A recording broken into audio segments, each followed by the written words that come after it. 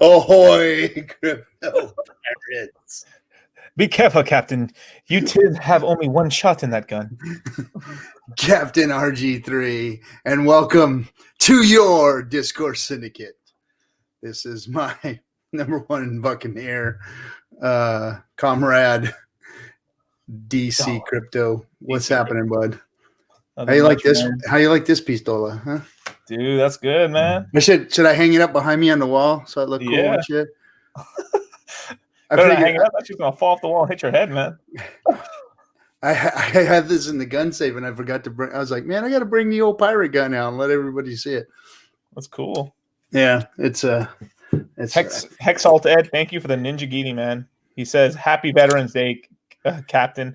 Oh, happy belated birthday yesterday. Thank you for all the services. Oh, cool. Man, you're all welcome. It was my pleasure doing all that stuff that I did over there for you. That was my pleasure. No thanks necessary, but thank you for appreciating us. And my thanks out to all the veterans, all my Marine brothers from yesterday. Hope you had your good steak and cake. And to all the vets out there today that are serving, they're actually out there putting in the work, and that have done their time and are now sitting in the seat like me. Thank you for your service. Yeah. It's about the steak and cake. Do they legit give everybody steak and cake? What's that? Does everyone actually get steak and cake? Yeah. At times, there were times when we did. Now, okay. I was out in the field and we got it. Sometimes in the chow hall we got it. But I was a grunt, man. I was what they call an 0311. Okay. And I was in a fire team, right. And then went from fire team to platoon. Basically, corporal, your squad leader, basically is what you are, and you have 3 fire teams underneath you. And so, how big is a fire team? Like a team of 5 or so? Well, they kind of changed the numbers around, but a fire team has 5 guys in it. Right. So each squad has their own corpsman, Navy corpsman that runs around with us with a sidearm and a bag full of goodies for when the shit gets bad, right? And then, but they train with us. So like Randy Alarski and Gary, those guys they live with us. So, I mean, they live with us, they train with us, they do everything Marines do. Only instead of carrying a rifle, they carry that bag, and the bag is a medical bag. And those guys are, it's because you get so close, you live together, you're trained together, and you trust them, they trust you. So when the time comes that he's got to go run in front of bullets to go save your ass, he does it, So as far as I'm concerned, corpsmen are Marines, they're Marines because they do everything we do. And then when the time comes for them to take care of us, they don't fail. So happy Veterans Day, everybody. I don't know what to come. After you said that, I was like, I can't follow that up. I do. I like on these days. I don't think of much. I'm not one of those guys that runs around all militaried out and everything. I got a couple of buddies that, that's all they do is they talk about everything's Marine Corps all over their cars. Marine Corps, Oh shit! He was muted by the car gods. No, it's just because we ended up with so many vets because we need a bunch of salty ass motherfuckers. Whoa. Want me to unmute you from this side? Let me see. Nope, I can't unmute you. There, I'm back. I don't know what the hell happened. Huh. Yes. Oh, man, I can't wait to upgrade it. Fine. Hey, everybody leave Dlive alone. They're working on me. Smash the fucking like button, you peons. Yeah, exactly. Smash the like button. Fuck that like button up. Yo, I was about to say Litecoin. YouTube was actually down for an hour. Dude, so I was All right, let me freaking out, dude. let me finish, and we'll get to the YouTube. Sure. Let me get the veteran thing out of the way. But I like a lot of these guys. They Marine Corps all the time, and they vet all the time, and they go to they hang out at the vet bar, the UAW, and or whatever they call that, and the VAW, whatever it is. But today and on days like this, I kind of reflect on how badass everybody was, and how hardcore everybody was, and how there's a saying, uncommon valor was a common virtue in this battle.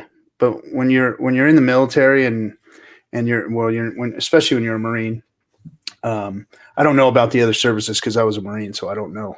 But you have this sense of duty that, you're willing to give your life up for your buddies and for whatever is back home, and it's just something that permeates the whole culture of the military and especially in the Marine Corps. And I think about the guys that, we're talking about live vets today and everybody who served and thanking them, but those guys that paid the ultimate price that ran into that situation without any regard for their own life for all of us, and I really think about that and reflect on that. And it's important to remember that because those people, they just did it without thought, regard for their own selves. And they're not here today, and their families don't have them today because of what they did for us. So I always like to reflect on that and think about those folks, because that's what's really important to me. Us living people, we got our benefit from the military and gave us our character and everything else. And, it was only, so when people thank me, I just say, man, it was just a plus for me to be able to serve. So that's how I feel about it. So don't thank me. Thank the people that are buried, that aren't here today, and the families that had to give those people up. So that's my 2 cents. Anyway, didn't mean to put a damper. I didn't want to throw them on, but it's like we do two Memorial Day and Veterans Day and Marine Corps birthday. I spend a few days thinking about the military, and most of the time I don't, Yeah. But anyway, so yeah, steak and cake for all the Marines, man. That's what it's all about. Steak and cake. My wife is always make sure I have my steak and cake, and the kids make me a Marine Corps cake and decorate it, and I get my own little cake and every year. Cool. Yeah, man, it's awesome. It's really cool. Just a day to have it. And I do have a sticker on my truck. I got a Marine Corps sticker, so I can't say I'm not exactly one of those. But I just did that last year for the first time after all these years. Yeah. So that'd be funny if when I finally meet you, like you are like, oh, I'm not like those guys at all and stuff, but you got Marine Corps underwear, Marine Corps boots, Marine Corps sticker.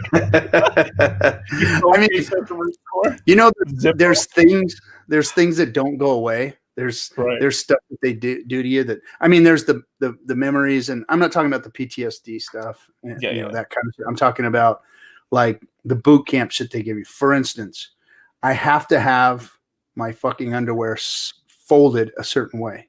If they aren't folded that way, it fucks me up. My t-shirts, the same thing. If my t-shirts aren't folded that way, it fucks me up. There's the way my shoes are laced. They have to be laced properly, and it fucks me up. My belt, I have to wear a belt a certain way. So like these little stupid little things, to this day, have been ingrained in my mind, and they just never go away. Never go away. Kombucha, bros. Yeah, man, I got my kombucha. Yep, I love this stuff, man. I really love this stuff. But anyway, yeah. So happy Veterans Day to everybody, and thanks for all those who served. And I can't wait to get a new mic. Anyway, YouTube. Thank you. We were talking about YouTube. I'm sorry. Oh, right. Yeah, YouTube went down. I was freaking out. I was going through my phone. I was like, what the hell is going on? I was like, I paid my phone bill. So I got a call. I got a call from one of our our community members, and he said, "Hey, dude, they pulled Silver the Antidote's YouTube down." I was like, "What?" And I'm like I'm turning on the computer, getting everything fired up, and all of a sudden he sends me another text. "Dude, they pulled down Funding Jim. Gary's down." I was like, "Oh, fuck." Oh, shit. I said, "Well, I'm next." And by the time I got my computer open, he sent me a message, said, "Yep, you too." And I'm like, "What?" And I'm like, "Damn it." And he goes, "And Richard?" I said, "Wait a minute." I pulled it up, and I'm like, "Dude, all of YouTube's down. It's not." He's only looking at the hexagons. I was like, "Wait a second. Now it's not a coincidence. Now there's something." Right. I'm like, "Dude, it's all of YouTube, man. Everybody's down." What are you talking about? The hexagons are that's the only thing on YouTube. What are you talking about? I mean, I don't know why they would pull us down, to be honest. I mean, I don't know what the problem was a while back ago. I think it was algorithm thing. It said YouTube purged all of YouTube. Yep, that's what they did, Dustin Webb. So, but it didn't happen. So we didn't get shut down, and here we are, spewing crap. Yeah. Shout out to Joker, man. What's up, dude? Is Joker in the chat? Yeah, Joker's in the chat. Yeah, yo, what up, Joker? Welcome to the stream, bud. We've been doing some real successful raids these last few times. This last one really went good. Yeah. Did you see that raid? Yeah, I saw him like use MetaMask, make a stake and everything. He was like, cool. That was funny, man. What was his name? I haven't pulled up here. Let me see his name. His name is. Where is his name? Somebody go blast him and let him know. Gives me a minute. Gives a minute. Yeah, gives a minute. Yeah. Yeah. So gives a minute. We after the stream the other day, we were going to go do a raid. So we jump on this cat, and he's talking. He wasn't really supposed to be talking crypto that night, but he does talk crypto like one night a week or something. And fucking you guys blasted his shit, man. And they hit his chat hard. They were throwing lemons out there. He couldn't keep up. And then he does. Yeah, there's all the screaming. But he does this thing where he says, I create content, or I'm the content creator. You're the giver. I'm the content creator. Boom, boom. He does this whole skit every time someone follows, and it's like identical. And then he even changes the camera angle when he's doing his thing. So it's not a recording. It's every time somebody comes in and follows, I guess, follows or subscribes. I can't remember which one it is. But every time he did the same thing. So it was like, he had me tripped out at first because I thought maybe it was pre-recorded or something. He was talking to us, and I was like, wait a minute. But he kept flipping back to the same thing. And then he explained himself later that he just does it every time the same way. He says it changed up a little bit. I couldn't see a change. It was like freaking machine on that. It was cool. And then he talked a little bit to us, and then the next day he said, "Hey, everybody, come on, we're talking crypto tomorrow." And they went on, I guess, and they signed a dude up, got him his MetaMask, or he got his MetaMask opened up. Somebody sent him some HEX. He put the HEX in and staked it for 5,555 days. Nice. And then he wanted to know more. And but that was the way it should have went. That was perfect, because we went in there, we hit up his chat. It wasn't spammed with a bunch of crap, and it was. I mean, we were giving the guy donations, so he was stoked about that. He was stoked that we actually hosted his channel, and then he was willing to talk, and everybody was giving him information. He went over the whole thing, and we now have another Dlive hexagon out there, which is cool. That's a story like where you can imagine being a streamer and then like he just forgot about his hex. Like 15 years later, there's like, hold up, wait, where does this sound familiar? And that happens all the time. Shit's fat. the people were just there's stories of people that were just given some Bitcoin back in the day in like 2011 or 10, like given 2-3 whole Bitcoins as a tip or something. And they're just like, holy snap, I just found like 30-50 grand. That's pretty cool. I got a question. Sure. You and I were talking earlier about security and securing your keys and stuff, and there's all these treasures and what's the other one?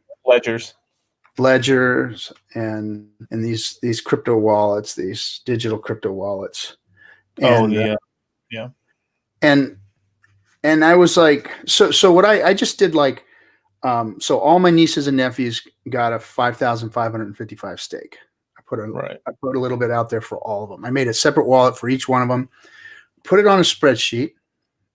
I put the spreadsheet on a thumb drive. I printed out a copy of it, and I stored those away. So each wallet has its individual private key and its seed word and its address and everything, the name of each kid, boom, boom, boom, all separated out. And I did that. I put the spreadsheet inside the thumb drive too.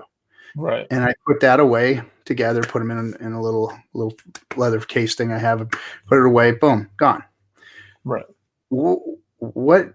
Now that thumb drive is like I don't know, maybe a $12 thumb drive or something. Yeah.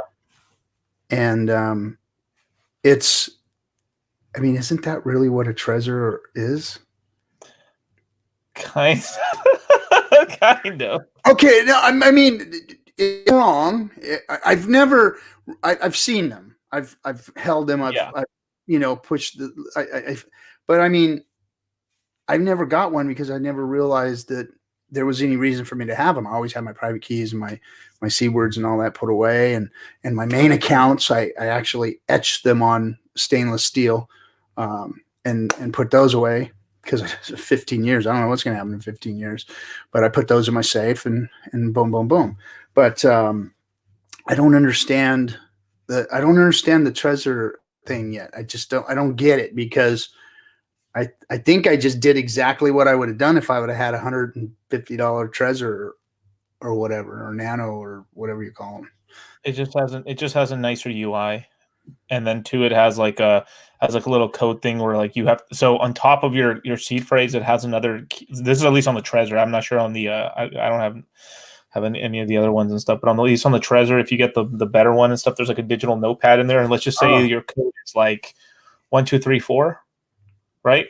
So you go 1 2 3 4 in sequence, but every time it turns on, the numbers are in different places. Oh, so you have to basically it's locked. So it's basically it's like a locked USB. Yeah. It's a lock, more of a locked USB, and then also let's just say you get a new one, you have to input your seed phrases anyway. Okay. So that's if you have the thing laying around and somebody picks it up, they can they can try to jack you or something, and then too, let's just say someone's looking over your thing. Let's just say you're covering up and they can't see. I don't know why anyone would be like right next to you while you're fucking unlocking your treasure or whatever. But hey, you know what, bro? Here's the thing. It's like, you ain't getting my thumb drive and hacking it. I'm sorry, ain't not a one of you motherfucker gonna get into my place and hack my shit. Not one of it. Scary. Captain's house. Scary. You ain't gonna get it. It just ain't gonna happen.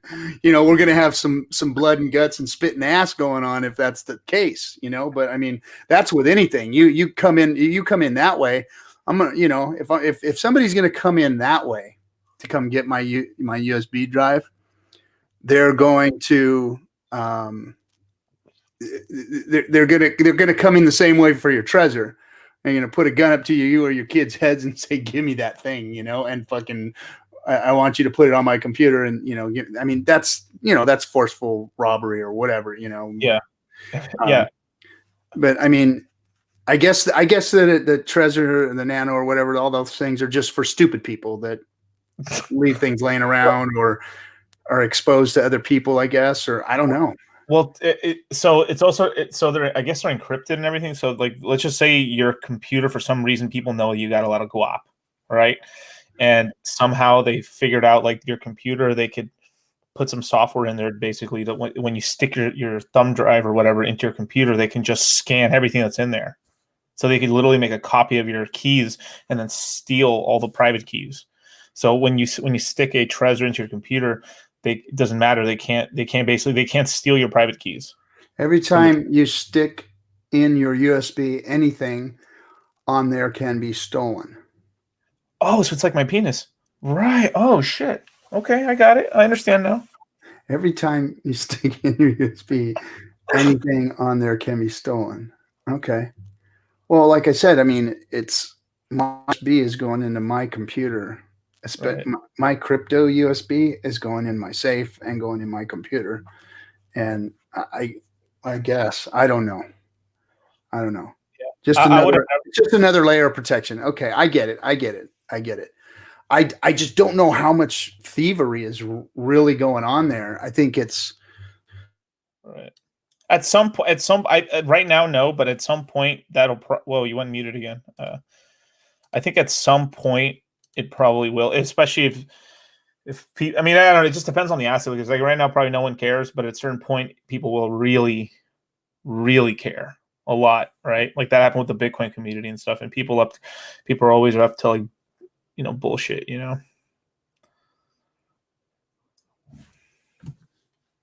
There we go. My mic is streaming live from a Penn Island. What? Watch where you're sticking things. Sticker. $100 Trezor worth 15K in hex. Wait. $100 Trezor worth 15K in hex. Now that we are up 153x. Streaming live from Penn Island. Who's that? Oh, yeah. I like Trezor over fucking Ledger anyway because I hear Ledger. They got a list of like emails from like from like Ledger and stuff, and then people are doing like all these bullshit emails and stuff from Ledger.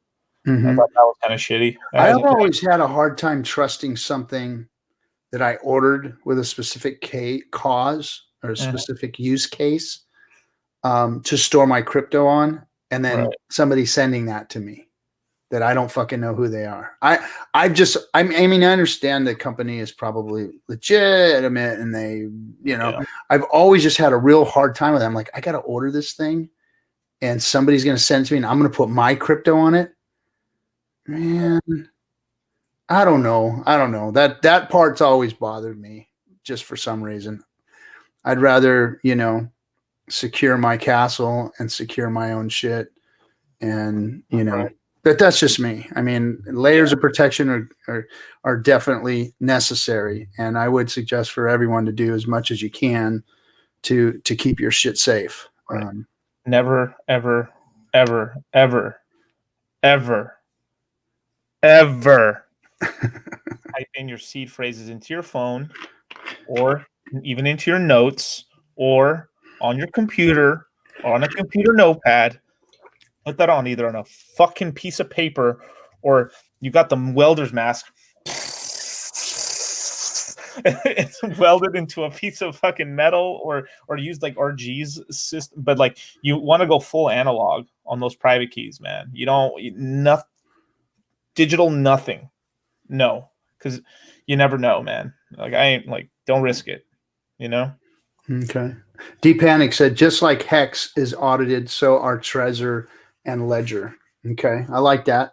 I mean, I don't just trust them. I don't. I know a lot of people that use them. I know a lot of people that have a lot of money on them that use them.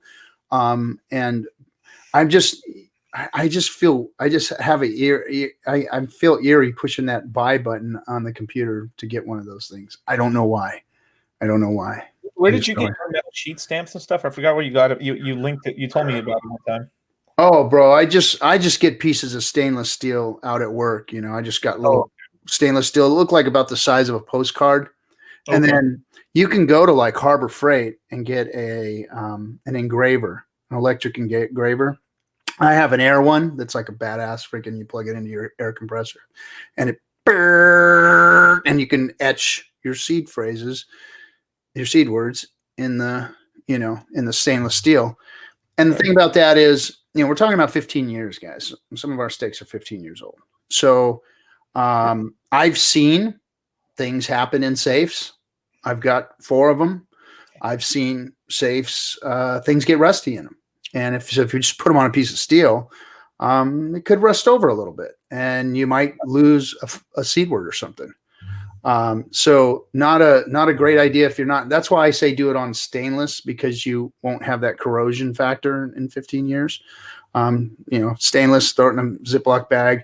And then if you do have safes, just a little safe etiquette for everybody, even for your ledgers and stuff, because those are electronic. Safes, condensation gets in them.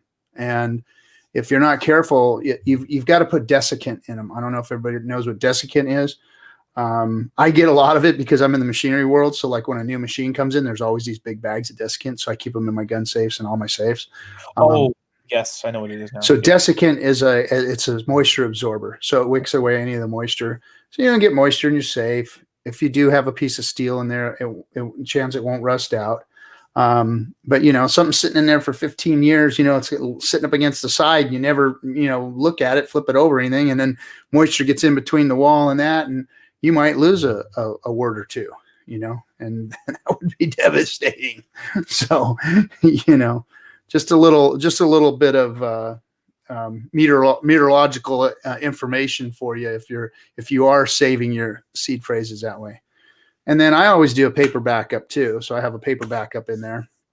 But I've got some of my original MetaMask wallets that I did a few years ago, where I had folded them up and put them away. Or when I opened them up again just a few months ago, and they've been sitting in there for a couple years. Where they were folded, I got moved around the safe or whatever. The words that were on there were almost unlegible. Almost couldn't read them. So I got them and I redid them, and I was like, oh shit, that could have been ugly. A few more years of that, So if you do have them on paper and you got the piece of paper folded up and it's in there, or even if it's laying there, just realize that that stuff after a little while, the ink wears off of some of that. So the ink was wearing off, and then where it was folded, it kind of wore off even more. So I was like, oh shit.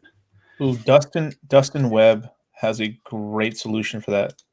RG. What do you say? He says Dustin Webb, just tat your seed word somewhere below the equator. Problem solved. Yeah. You got to find someone below the equator that you can tat, right? Right.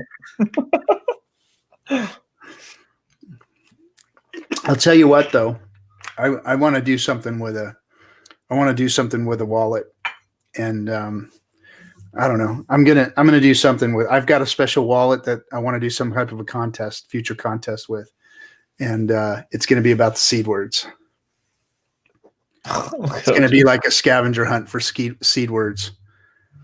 You can brute force one word missing, I guess. Well, yeah, I guess. Yeah. Just all day and night. Or just do all of the words and tattoo the one word on you. Like Prison Break with all the schematics on your tattoos. Damn. I had a wallet that started with whale the other day. I was like, oh, that's cool. Nice. Okay, so one word down. What are the rest? One word down.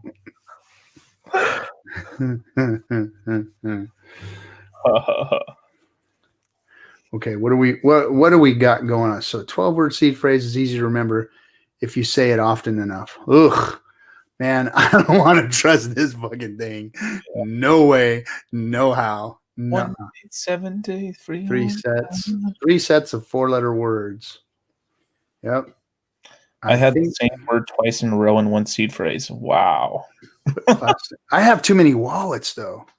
God damn, I have so many freaking wallets. Now I have even more.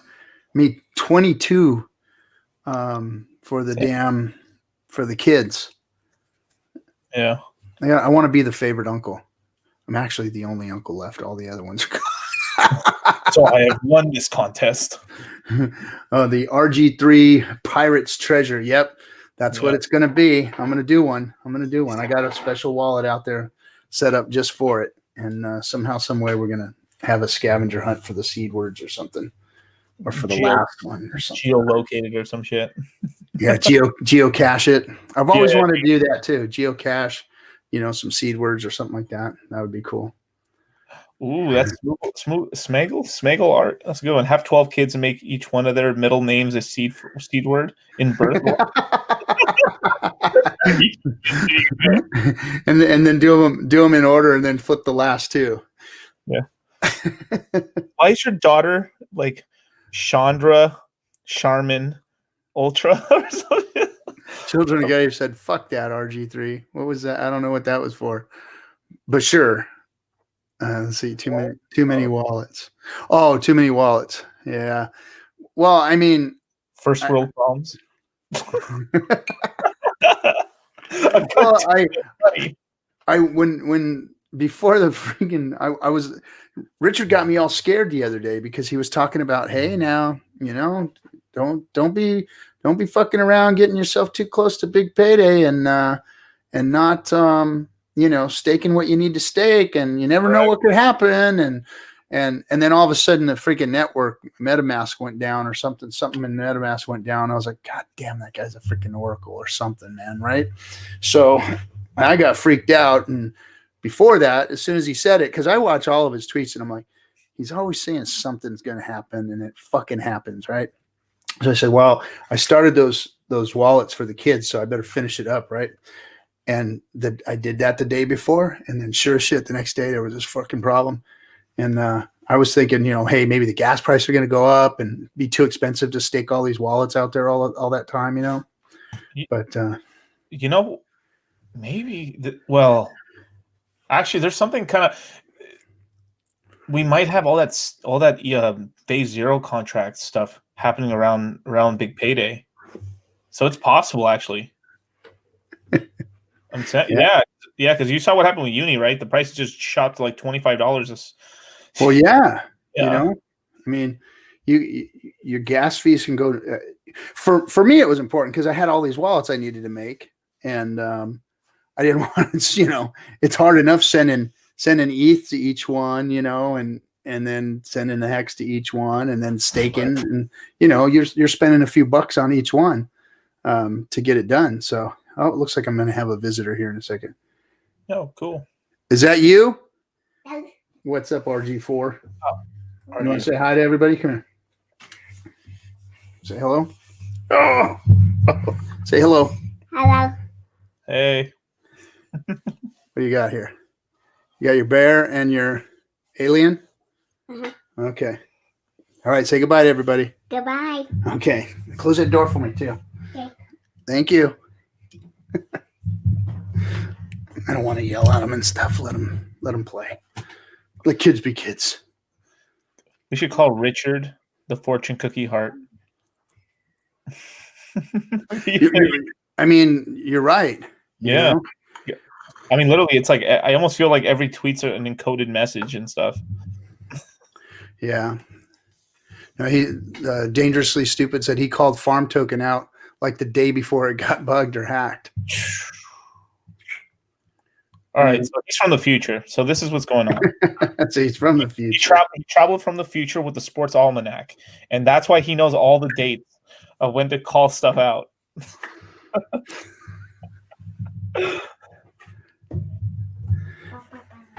RG4 knows the seed phrase.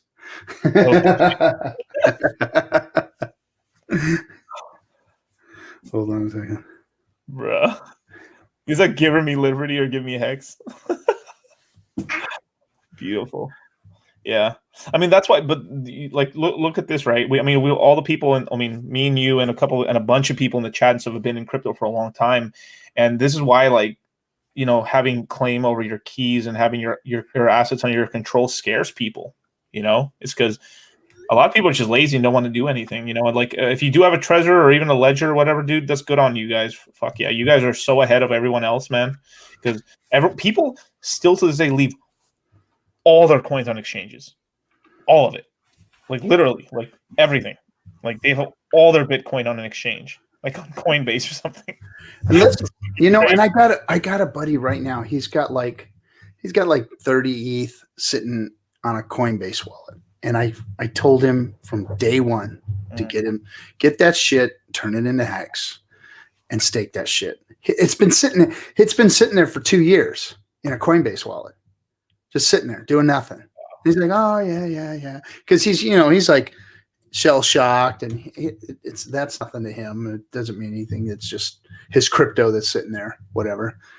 Was it? I am a time traveler from the future sent to tell you to listen to DCC and RG3. Well, they are listening. Whether they're hearing us or not is listening, or they can hear us, but I don't know if they're listening. We'll see.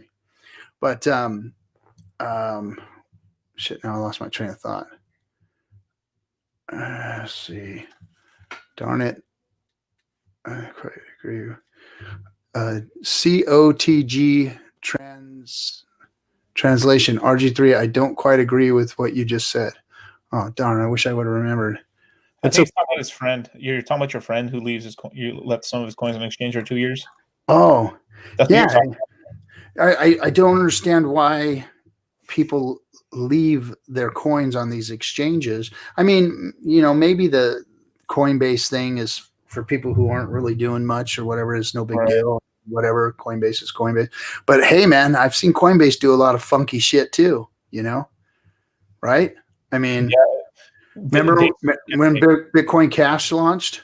You had all that free Bitcoin Cash, and I couldn't do a goddamn thing with it. Insider traded it, that's for sure. I mean, literally insider traded it. Oh yeah, and they caught the guy too, right? I mean, the guy that was at Coinbase, they caught him because he the switch. Yeah, I think they only like got him in trouble and stuff. He told a shit ton of people, so it was like an inside job for tons of people in tons of departments inside of Coinbase and stuff. So, and that wasn't even talked about. I mean, motherfuckers go to prison for that shit in the real world, or at least get their kneecaps shot off or curb stomped or some shit. I mean, you don't. That's freaking robbery right there when you start fucking with people's money like that. Yeah, shit. I mean, you. So to answer that, is there insurance on them? I think you can only get insurance on cold storage, and outside of that, there's nothing. There's no insurance for a hot wallet. There was a company I can't remember if Celsius had it, but then they actually they couldn't do it anymore after that. They lost their cold storage. I mean, their hot wallet insurance. So they had to switch to something called like Fireblocks, which is sort of like a multi-sig in a way. Let's we got our guest coming up now. Let's pull him up. Yeah, for sure. Look into crypto. Our buddy. How's it going, guys? Hey, what up, man? Good. Does everything sound okay with the mic? Yeah. Did you get a new mic or something? No, I was fiddling around earlier, so I know on one of the other streams somebody mentioned the volume was pretty low, so I tried to boost up the gain a little bit, so it comes in a little bit better. Yeah, they can't. So I think it's Artemis Brown. There's something called Coinbase custody, but basically you're giving them your coins and they put it in. They multi-sig it away from you and stuff, and they insure it up to a certain amount. And I think you can get even more insurance, but you just have to pay more to insure those coins just in case it's lost or something. So you could have like, I don't know, $10 million worth of crypto or something, and then you could just insure it for that much should something happen. But remember the treacherous thing of appreciation of the assets. Yeah. And there's always clauses in there somewhere where like, hey, if we lose it, we'll pay you out in dollars, not crypto. So there's that stuff too. But I don't know. I haven't fucked around with custody yet, so I don't know. So what's up, Wasabi, man? What's up, Look into Crypto? What's good, man? Not too bad. Yeah, I think I'm pretty close to getting. I'm probably about 90% of the way, having the bags ready for the next couple of years. So, still making some minor adjustments here and there, just trying to basically get that taken care of before big payday. Because Hex is definitely one of those coins that there's a couple last couple day things I want to get sorted out while I still can. So nice, man. Nice. I know you were like, I remember the shares thing hit you like a ton of bricks one day. You just hit me up like, oh my god, the game theory, bro. Yeah, I was thinking about it a lot today. And especially there was a video somebody from the Hex community made with it was one of those whales that I'm not sure if you guys talked about it earlier on the stream, but it was the one whale that did the 15-year stake he had quite a bit. He had a pretty large supply of Ethereum. So it kind of had me thinking like decades out, honestly. So that's kind of the trip, because a lot of it boils down to like what your average stake length is, which is going to determine how that positions you. I mean, I'm thinking, 10 or 20 years out, but still, like that's how long this thing can really keep going. I mean, you look at Bitcoin, it's only been 10 years since Bitcoin's been here, and it's probably going to hit, $100,000 this cycle, if that. So, yeah, it's just that's kind of the wild part is, it's really amplified, is now like your perspective on time, all of that plays a huge role. So yeah, it's kind of cool to be able to lock it up, man. Because like something like Richard said, like, I'd wish I was able. I mean, most people would probably wish they locked some of their Bitcoin was locked away from them. Even if if you imagine if you had 100 Bitcoin and you locked it for, I know it's shitty, but like let's just say you locked it for 5 years and you got 1 Bitcoin in interest or something. Like people would have so much Bitcoin right now. They'd be so happy if they could have locked it away. Even for 5 years, man, like from 2009, what was that, 2014, it'd be worth like 10, $20 or something like that. That's still better from when they bought it, Maybe wrong on the price there a little bit, but oh well, you guys know what I mean. Yeah, sure. Most people probably lost their Bitcoin too, right, on the way up. So they probably have small percentage of the bag they used to have. So that's the thing. Most people get caught up trading or whatever, and then they end up having to buy back higher. Is the case? Is generally the case, because Bitcoin, it's mostly just trading on centralized exchanges. So I think one of the comments, if you look at the people that really make it during these market cycles, I think basically the comment he had where it's just basically holders and exchanges is pretty much true. And usually the exchanges that are probably accumulating like a lot of those Bitcoin from leverage trading, just basically a lot of retail just getting shaken out of the market. So, right. You have an entire website called TradingView, which is mostly just like degeneracy with like trading and stuff. There's a huge market for that, and all that's on exchanges like Coinbase and Binance are probably the two exchanges most of the people there use. I guess like one of the other, the Uniswap has definitely thrown like a huge curve this cycle, because I guess at least like when people are losing money now, there's a large volume that goes through Uniswap. So I guess maybe it's not as heavily the exchanges anymore, even though they're making an absolute killing. So right. At least a little more of the money going to the people in the Uniswap contracts, I guess. Who's ever buying and selling or whatever from the pool. The only people making money in Bitcoin are the exchanges and the big fat bag holders and damn miners. That's it. That's it. The big fat bag holders, they don't care how much they have to give up, or those bags are so fat and thick, it doesn't matter to them. But all the people that are feeding into them, all this trading shit, this trading frenzy that crypto has created. I mean, now everybody's a fucking trader. Everybody's a day trader. It's like, come on, really? Now everybody turned into a freaking chart watching day trader. And I'm sorry, everybody out there that's trading. It's like if you ride a motorcycle, there's a saying. There's two types of people who ride a motorcycle: those that have gone down and those who are gonna go down. That's just the way it is, and that's what trading is. There's traders that are going to get wrecked and traders that have already been wrecked. If you're day trading, just imagine that's what's going to fucking happen to you. And I mean, fuck, how many famous traders do we know out there that are just super fucking rich, that are just turn themselves into freaking what's his name, Oh, damn it. Berkshire Hathaway, Warren Warren Buffett, how many crypto people have done that? Nobody. The exchange guys are rich. The miners are rich, and the big bag holders are rich. That's it. Everybody else is just fucking pleb rich. They think they're rich, but they're not. Buying one Lambo isn't fucking rich. Buying a fur coat, a Lambo, and fucking pair of $10,000 shoes isn't wealth. Hey! Stop with that $10 shoe comment. $10,000 shoe, I said. $10,000 shoe. But they lace themselves up, man. They're talking to like the Back to the Future shoes, man. I wouldn't talk shit about those shoes. So what I wanted is, since I got you guys are both really good at your micro and macro economics when it comes to crypto. That's why I like both of you, because you guys get it. And I think that trying to microanalyze crypto is like just jerking off all over yourself, because microanalyzing crypto is like you really have, it's like flipping a coin.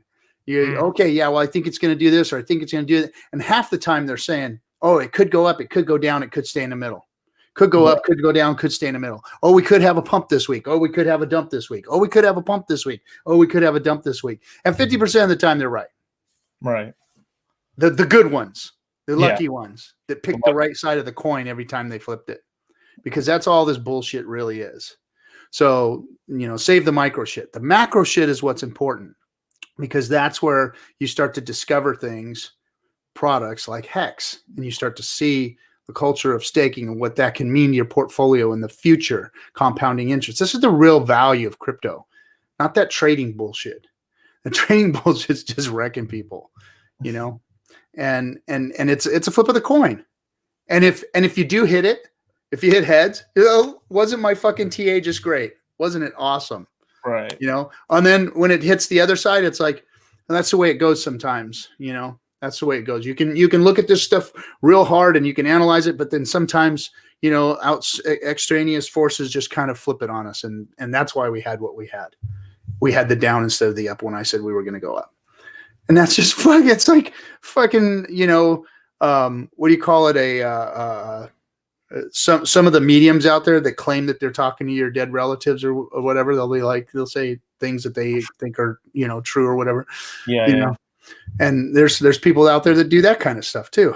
So it's kind of the same thing. It's a mind fuck to crypto people is what it is. And but macroeconomics, which both of you guys are very, very intelligent at macroeconomics, that's the stuff that people should be talking about. That's the stuff that people should be looking at. And that's the way they should be putting their stakes together, putting their financial future together, and looking at macroeconomics in crypto. If crypto has a macroeconomic outlook, because there's always that too, this is a fragile ecosystem. So, the most money I've made is just from investing long-term, for real. And I know, and long-term in crypto is probably like 2 years, probably. Yeah, that's like super long-term in crypto, right? That's like a half a cycle or whatever, or a quarter or a third of a cycle. But most people are they don't even think in a month term. They think literally a week at most. And then they think they're a long-term trader and stuff, right? Like the thing HEX does is it makes you think in the decades, like 15 years. I mean, obviously I always think in 10 years. I really don't. I think I've said this before, like 15 seems like so far away to me, to say the truth, but those 10s are pretty nice. But shout out to Richard. Shout out to Richard. He had a really good stream that came out today. Right. Yeah. It was kind of a weird thing. I couldn't really listen to it on my phone today. It was I kept getting kicked off that website of his, sort of, because it wasn't even a podcast. It was sort of like a podcast on a website. That's where the link kept taking. Oh yeah. Well, it was just a sound. Mm. It was just a sound. I mean, is it up on YouTube or is it on like a personal website? It's like a podcast feed of some type. Like if you go on the Twitter feed, you go into Richard's Twitter feed and you just click on it, it just pushes you into a SoundCloud type thing or whatever, and you listen to it from there. I was listening. That's how we feel about you. So you're saying what you really feel about me, all this animosity against traders. Yeesh. Amorous, you know I freaking love you, and it has absolutely nothing to do with you personally. Trading is, I mean, look, if you want to do it, that's fine. But what a lot of people are doing in crypto is look, I guess there's two different types of people in crypto. Right. You've got your gamblers, and then you've got your long-term people that are using this as a store of value and a future return. Right. Your people that are looking for retirement plans or exit plans or, college plans or whatever, get out of debt plans. I always warn everybody, I wouldn't put all my eggs in this crypto basket. That's for sure. If that's what you're trying to do. It's always been play money for me. It's always been, just a very, very small part of my financial value or worth. And I keep it in that perspective because I don't want it to wreck me ever. This is a fragile ecosystem. I mean, the wrong government gets in charge of it. The wrong guy gets in charge of that government. The wrong regulators get a hair up their ass, and this whole thing could go crashing down. It's not impervious. And this thing can be shut the fuck down, man. And there ain't a damn thing that we can do about it. If governments got together and wanted to shut it down, they could. I don't think they want to. I don't think that's where we're at today or the direction that we're going. Right. But I'm just saying that's a possibility.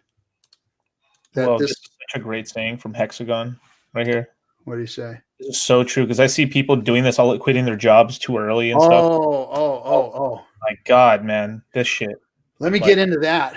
Mm-hmm. Now, I helped a lot of people make a lot of money in the past, and as soon as they got themselves to like a 6-figure income, right. It was time to quit their job.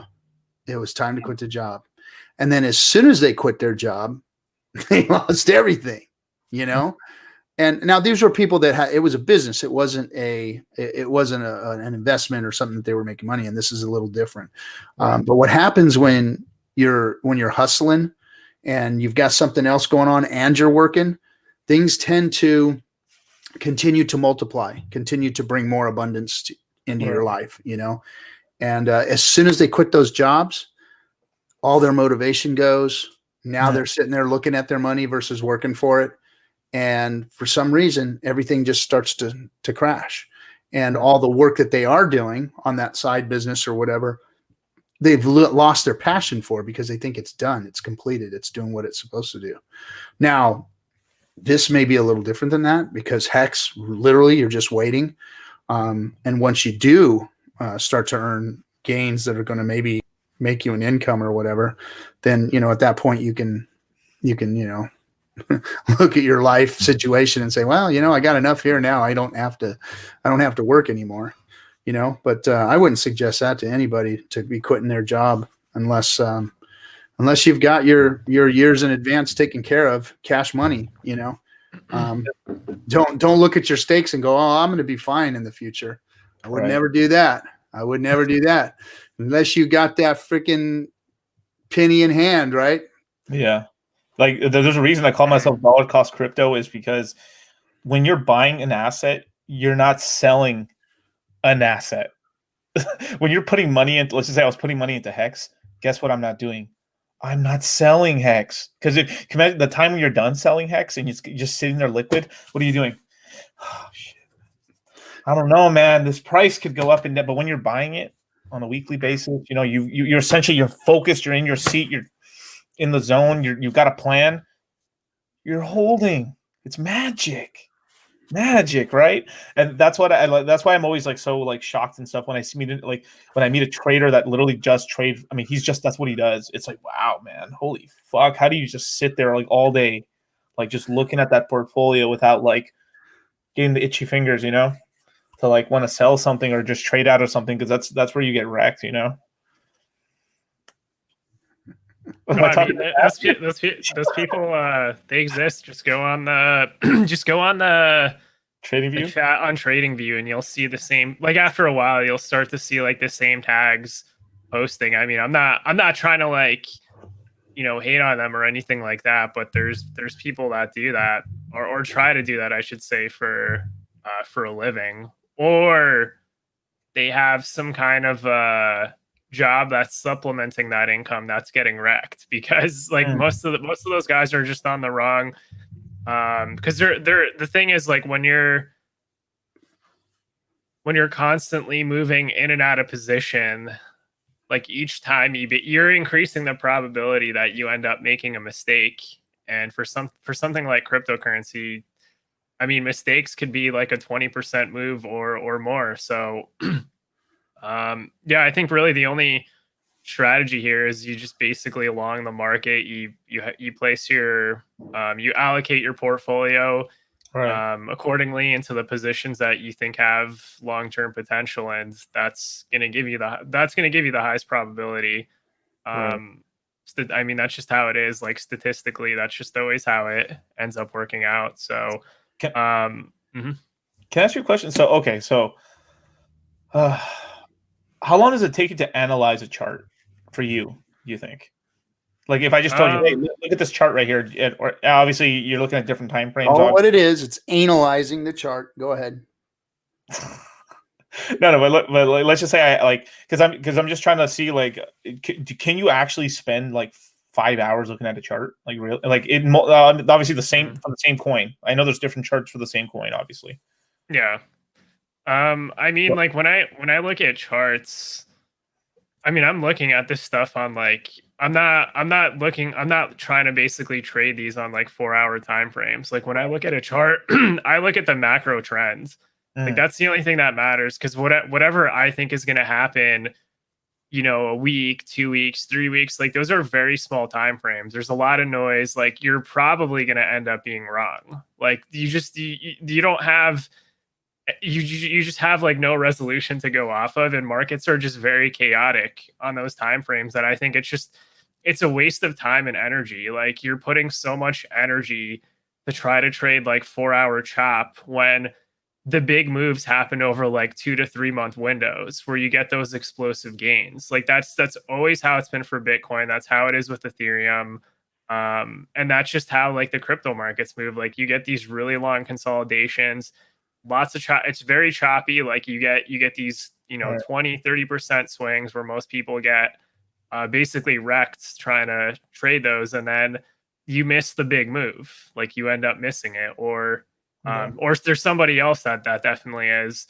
So yeah, I think if you're putting money into this market for like a long-term purpose, like first off, if you're having problems emotionally, with like the amount of money you have in a coin, then you've already overinvested like how much you're willing to lose, basically, because you're emotionally, like your emotions are starting to get to you.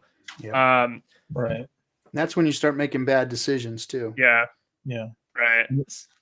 Because the reason I asked was, let's just say you get the carrot, right? Let's just say you trade, like you're working, because this happened. I mean, this isn't like, this hasn't just happened to me or like to you ever. It's going to happen to, especially for all of us, right? Let's just say, oh shoot, okay, yeah. Let's just say you're working, you're making money, you have some money now, right? Cool. And then you just quit your job, and you're just doing this full time.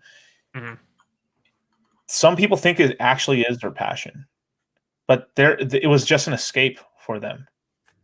You know what I'm trying to say? Like the minute that they don't have to work and their free time is out, now their free time is their passion, and they lose their heart in it and stuff. Because like I can't, like, this happened to me for a little bit and stuff too. Like what was it, like last year and stuff? Like that was happening to me a bit, where I was like I just found some free time and stuff, and I was like, holy crap! I wasn't looking into the stuff I was looking at. I started looking at different things, and I was like, whoa, what's going on here and stuff. And you just got to readjust to that, because I could see like you get all that free time, and then like, all right, I quit my job now. Cool. Now I'm going to trade, or I'm going to do crypto full time and stuff. And then you're not doing it full time. You're like spending 2 hours or an hour on crypto. And what are you doing with the rest of your day? You're doing nothing with the rest of your day.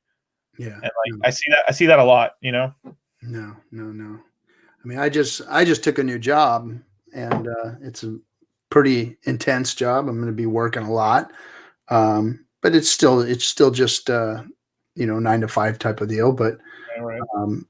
I'm not gonna jump out of work until it becomes ridiculously apparent that I have to, and that bird is in hand too, and I don't see that bird being in hand for a few years, Right. But if it does and it becomes feasible, then yeah. But I'm not slowing or stopping my plans to continue to work or have my business or whatever, which is I wouldn't do any of that. I would definitely not bank on being hex rich anytime in the near future, and you might already be, though. You might look at your stakes and go, because I look at my stakes and go, God damn, fucking made it. That's pretty damn good. That's pretty damn fucking good. And, but that's not that those gains aren't going to be realized for a while. And then, who knows what the price is going to look like when it's time for me to realize those gains. Might be sitting at, freaking couple sats, versus a penny, Well, I don't think it's possible, but maybe we saw our all-time highs, maybe. Nah. but you have to look at crypto that way. Right. I honestly don't think Hex is that. But if you're being responsible and you're looking at your bags and you're looking at your life, if you're talking about your life here. Some people are talking about, quitting their job. I mean, come on. You better be damn sure. You better have that bird in hand. Don't ever, ever, ever do something like that where you don't have that bird in hand, buddy. Because you will get fucked every time when you do that. I've seen that happen too many times. And you're gonna, and you also start burning through cash very quickly. Like, oh yeah, I mean, shit's just expensive. So, just how it is. So, having that having that source of income come in to keep you afloat while you can let your investments grow over a couple of years is, I mean, it's going to be like a grind for some people, but if you end up basically investing correctly, like there can be a point that RG3 is describing where it turns into like such a huge amount of money that you can reconsider like the necessity of having work full time or something like that. You can always like wean off where it's like, okay, now you have like your finances, perhaps I can start working part-time instead of like full-time. So you can kind of start to wean off of things slowly. So it's not just like a shock where everything hits you at once. And then it just gives you basically more time to like prepare. Because ideally, like if you're at a point where you're retiring, then I would imagine like you would basically need to have like an assortment of money that goes into like a low risk basket, which is not cryptocurrency. It's definitely not cryptocurrency. Absolutely not. That basically yields like, on a good year, 20% or something like that. Ooh, you're not, which is still really good. Yeah. So it starts to scale up like, and for a lot of people that's like over, probably like over $1 million as like a baseline to go off of. So I'm going to go into the yoga pants industry. I'm never going to go broke. In my life, will go broke. They're going to go out of fashion, bro. They're going to go. There's going to be something better. There will be something better. There will be. Body, man. I didn't think there will be something better. Well, I know. So let me answer a couple of questions. So Turtle No Neck, thank you for the diamond, bud. What's the difference between Hex and that other thing? I don't know. Don't know what that other thing is. Couldn't tell you. So probably won't hear us talk about it. Are you closing? One Hexy Mofo says, are you closing your business, RG3? Are you working your business subbing for the new company? So I did. I shut down my business because I took this cushy executive management position with a good company that's growing, and they want me to head up a whole division. So I took the easy way out. Yes, I did. I figured it would be a good way to kind of watch my hex and continue to serve the Discourse Syndicate here and all of you Hexicans better, and keep me at home, because my work was, I was traveling all over the place, and my business. And although it was good, it was a good living, but it wasn't a good living. It wasn't for my mental health and for my kids and not being around. It was good for the money, but it wasn't good for the soul, I guess you can say. So you gotta, you always got to look at that when you're making life decisions, especially with work and business. What's going to make you more comfortable? What's going to make you happy? Because when I was just talking about, you've got to be happy at what you're doing. Period. End of story. And a lot of people, even if you have some money, you're not going to be happy sitting on your couch. You don't want to do something. Right. You always have to be doing something. That's what humans are made to do stuff. And if it gets to a point, my exit scam, or my life exit scam is going to be, once I do make enough money where I can, fire the job and say, hey, you know what? It's no longer necessary. I'm no longer being productive here, and I can take my productive self somewhere else and start giving back to a community. Maybe if I am making enough money in my gains, then I can start giving back and, creating a tax shelter that way also, helping people out, less fortunate, or there's a certain community out there that I'm really devoted to helping, and I'm going to go out there and hopefully do that and spend my time doing that versus working for somebody for, trading my hours for dollars. So I want to be significant, and enjoy what I'm doing. And so that's my exit scam. I'm going to try and kind of, do some philanthropy type of stuff. That's my plan anyway. I'll probably start with like a Mobile Suit Gundam League. All the hex money I got, over there in Japan, that shit's gonna. I've got all these money making ideas, and look at this. See, Walrus agrees with me. The yoga pants will never stop being popular. Big girls will always keep yoga pants booming. I'm telling you, dude. As men, we're not letting this one go. It's just we're voting with our eyes. Yeah. Sorry. Right on. Yoga pants it is. Yoga pants. Oh, Motley's in too. You see? Probe on. What does it say? Bot has been muted. Oh, it was some Twitch thing or some Twitch bot or something. I don't know. Oh. Did you hear about the Tubin guy from CNN was jacking himself? Oh my God. I saw that.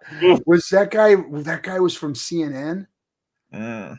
Oh my gosh. I saw another one on Twitter. It was there was a newscaster, and he was getting ready. He was getting interviewed by another newscaster. They were like, whatever, they were just interviewing each other. And one of them said, he asked him a question, and the other one like lost the feed or something.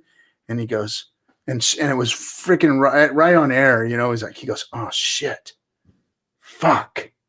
It was like regular TV shit, Who was that other guy from Zoom? There was like a Zoom guy call from like, I forgot what news organization. He just came out butt naked and his dick was out.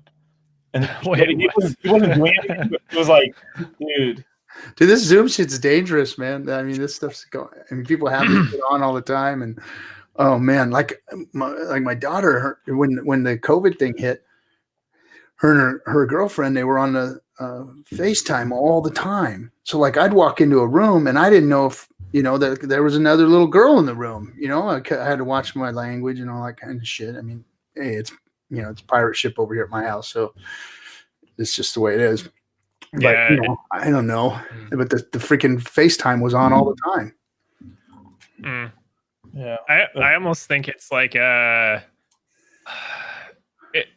think it's some of the people that have been disconnected from just the internet are starting to learn basically just basic internet etiquette or whatever the fuck you want to call it. Because if you look back the last like 10 to 15 years, like even stupid stuff where people are playing this is maybe about like 10 when I was back in high school. I went through like that phase of like where you're playing like online video games, whatever you're playing with your friends. Right. And it's like even stuff where like your mic would be like annoying and like people would tell you to like turn off your mic, stuff like that. So you're kind of more connected to like just using stuff like for the internet. But when you have these people that they're just getting like they're just using Zoom for the first time, like webcams, like microphones, and like they don't recognize like the importance of like muting it if you're doing something that's like not work related or something like that, or just it's so wrecked, so wrecked. I screwed up one time pretty good on Discord. I didn't know that you like if you go in that voice chat or whatever it is, like you turn on a channel. And my mic was on like all day. And somebody finally said, "Hey, did you know that your freaking mic was on, all day?" I'm like, "Oh shit." I wonder what was going on. I mean, what's the private key? The private key. I've told you like 20 times already. Oh shit. Oh man. Now I'm scared. Somebody's just waiting. Microphone boomers. Microphone boomers. That happened to me Amra said, "I can't believe guys only look at our butt cracks when thinking or seeing yoga pants. How do y'all not realize it is comfy wear?" Amorous. Sure. My sweet Amorous. You got to understand that it's just male nature, and if you're going to display it like that, it's going to be looked at. It's just the way it is. Just the way it is. Right.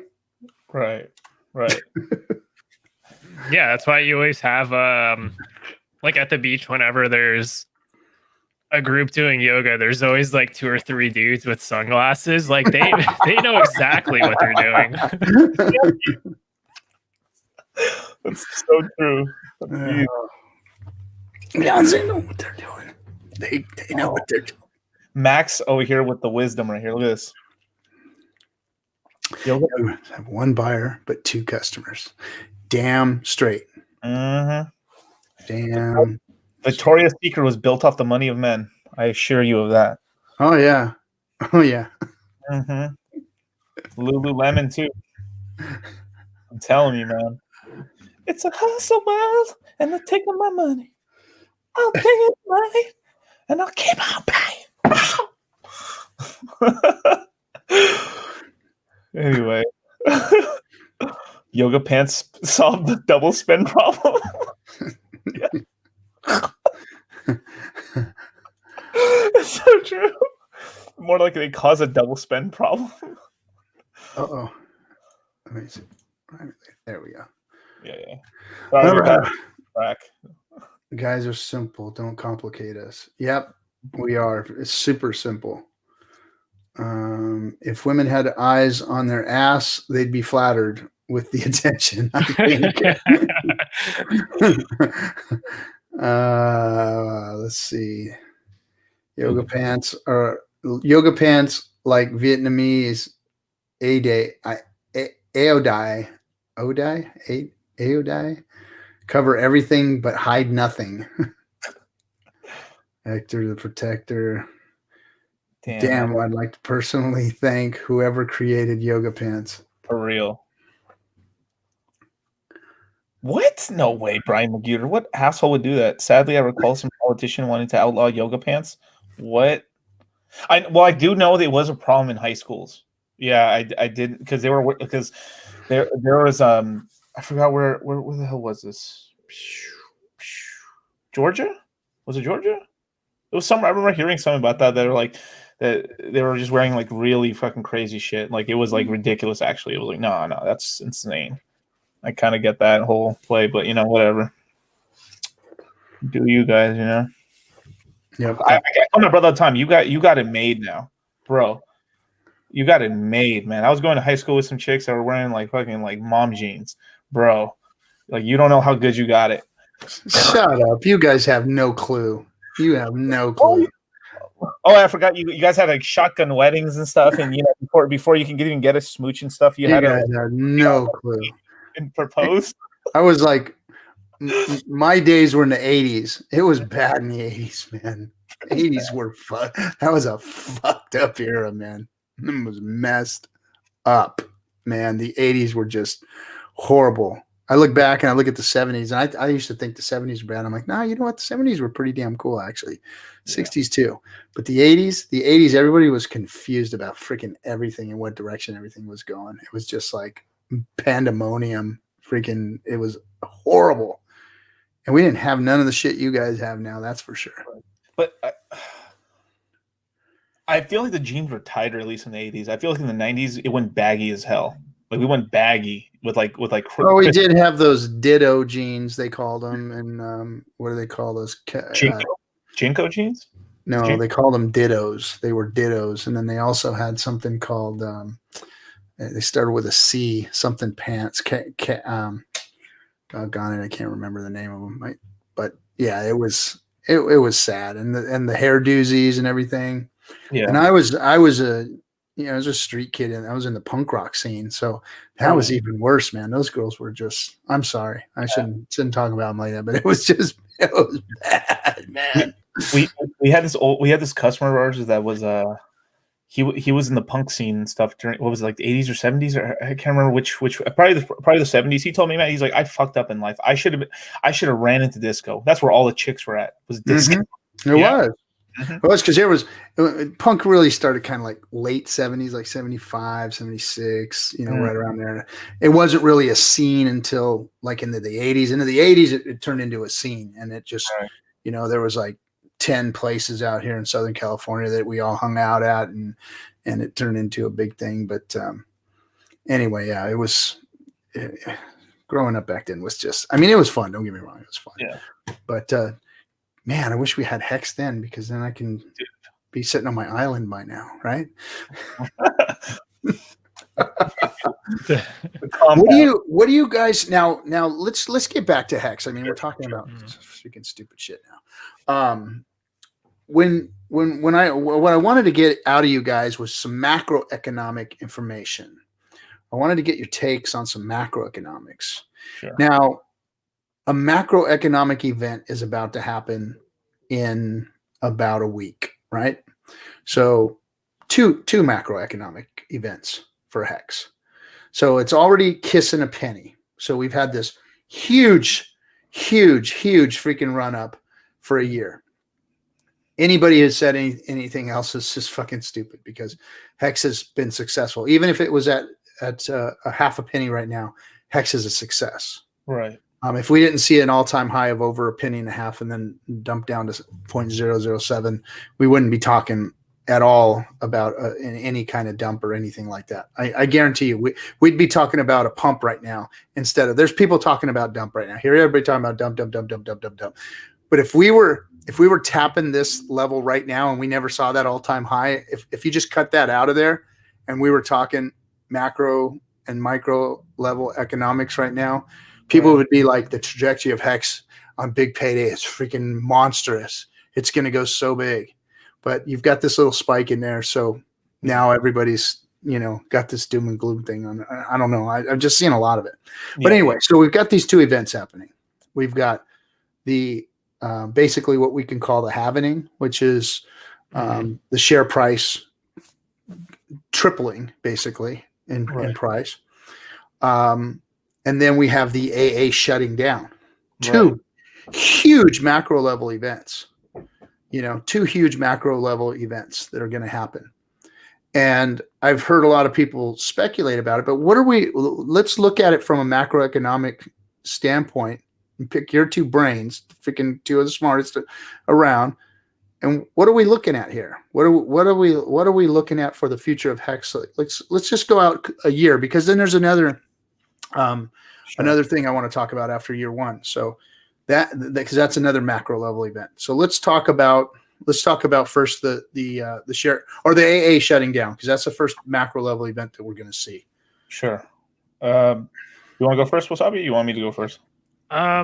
Sure. So I guess with the AA, and I will say that like for the adoption amplifier, I don't quite know like how the daily like hex to ETH rates are determined on the adoption amplifier. I didn't look that deep into it, but what I do know is once the AA shuts down, if there's basically big money that wants to enter the market for hex, they're gonna have to go through Uniswap, meaning the AA like temporarily, like if they're putting money into the AA, they don't necessarily have to push the price up on Uniswap is like kind of the way I picture that.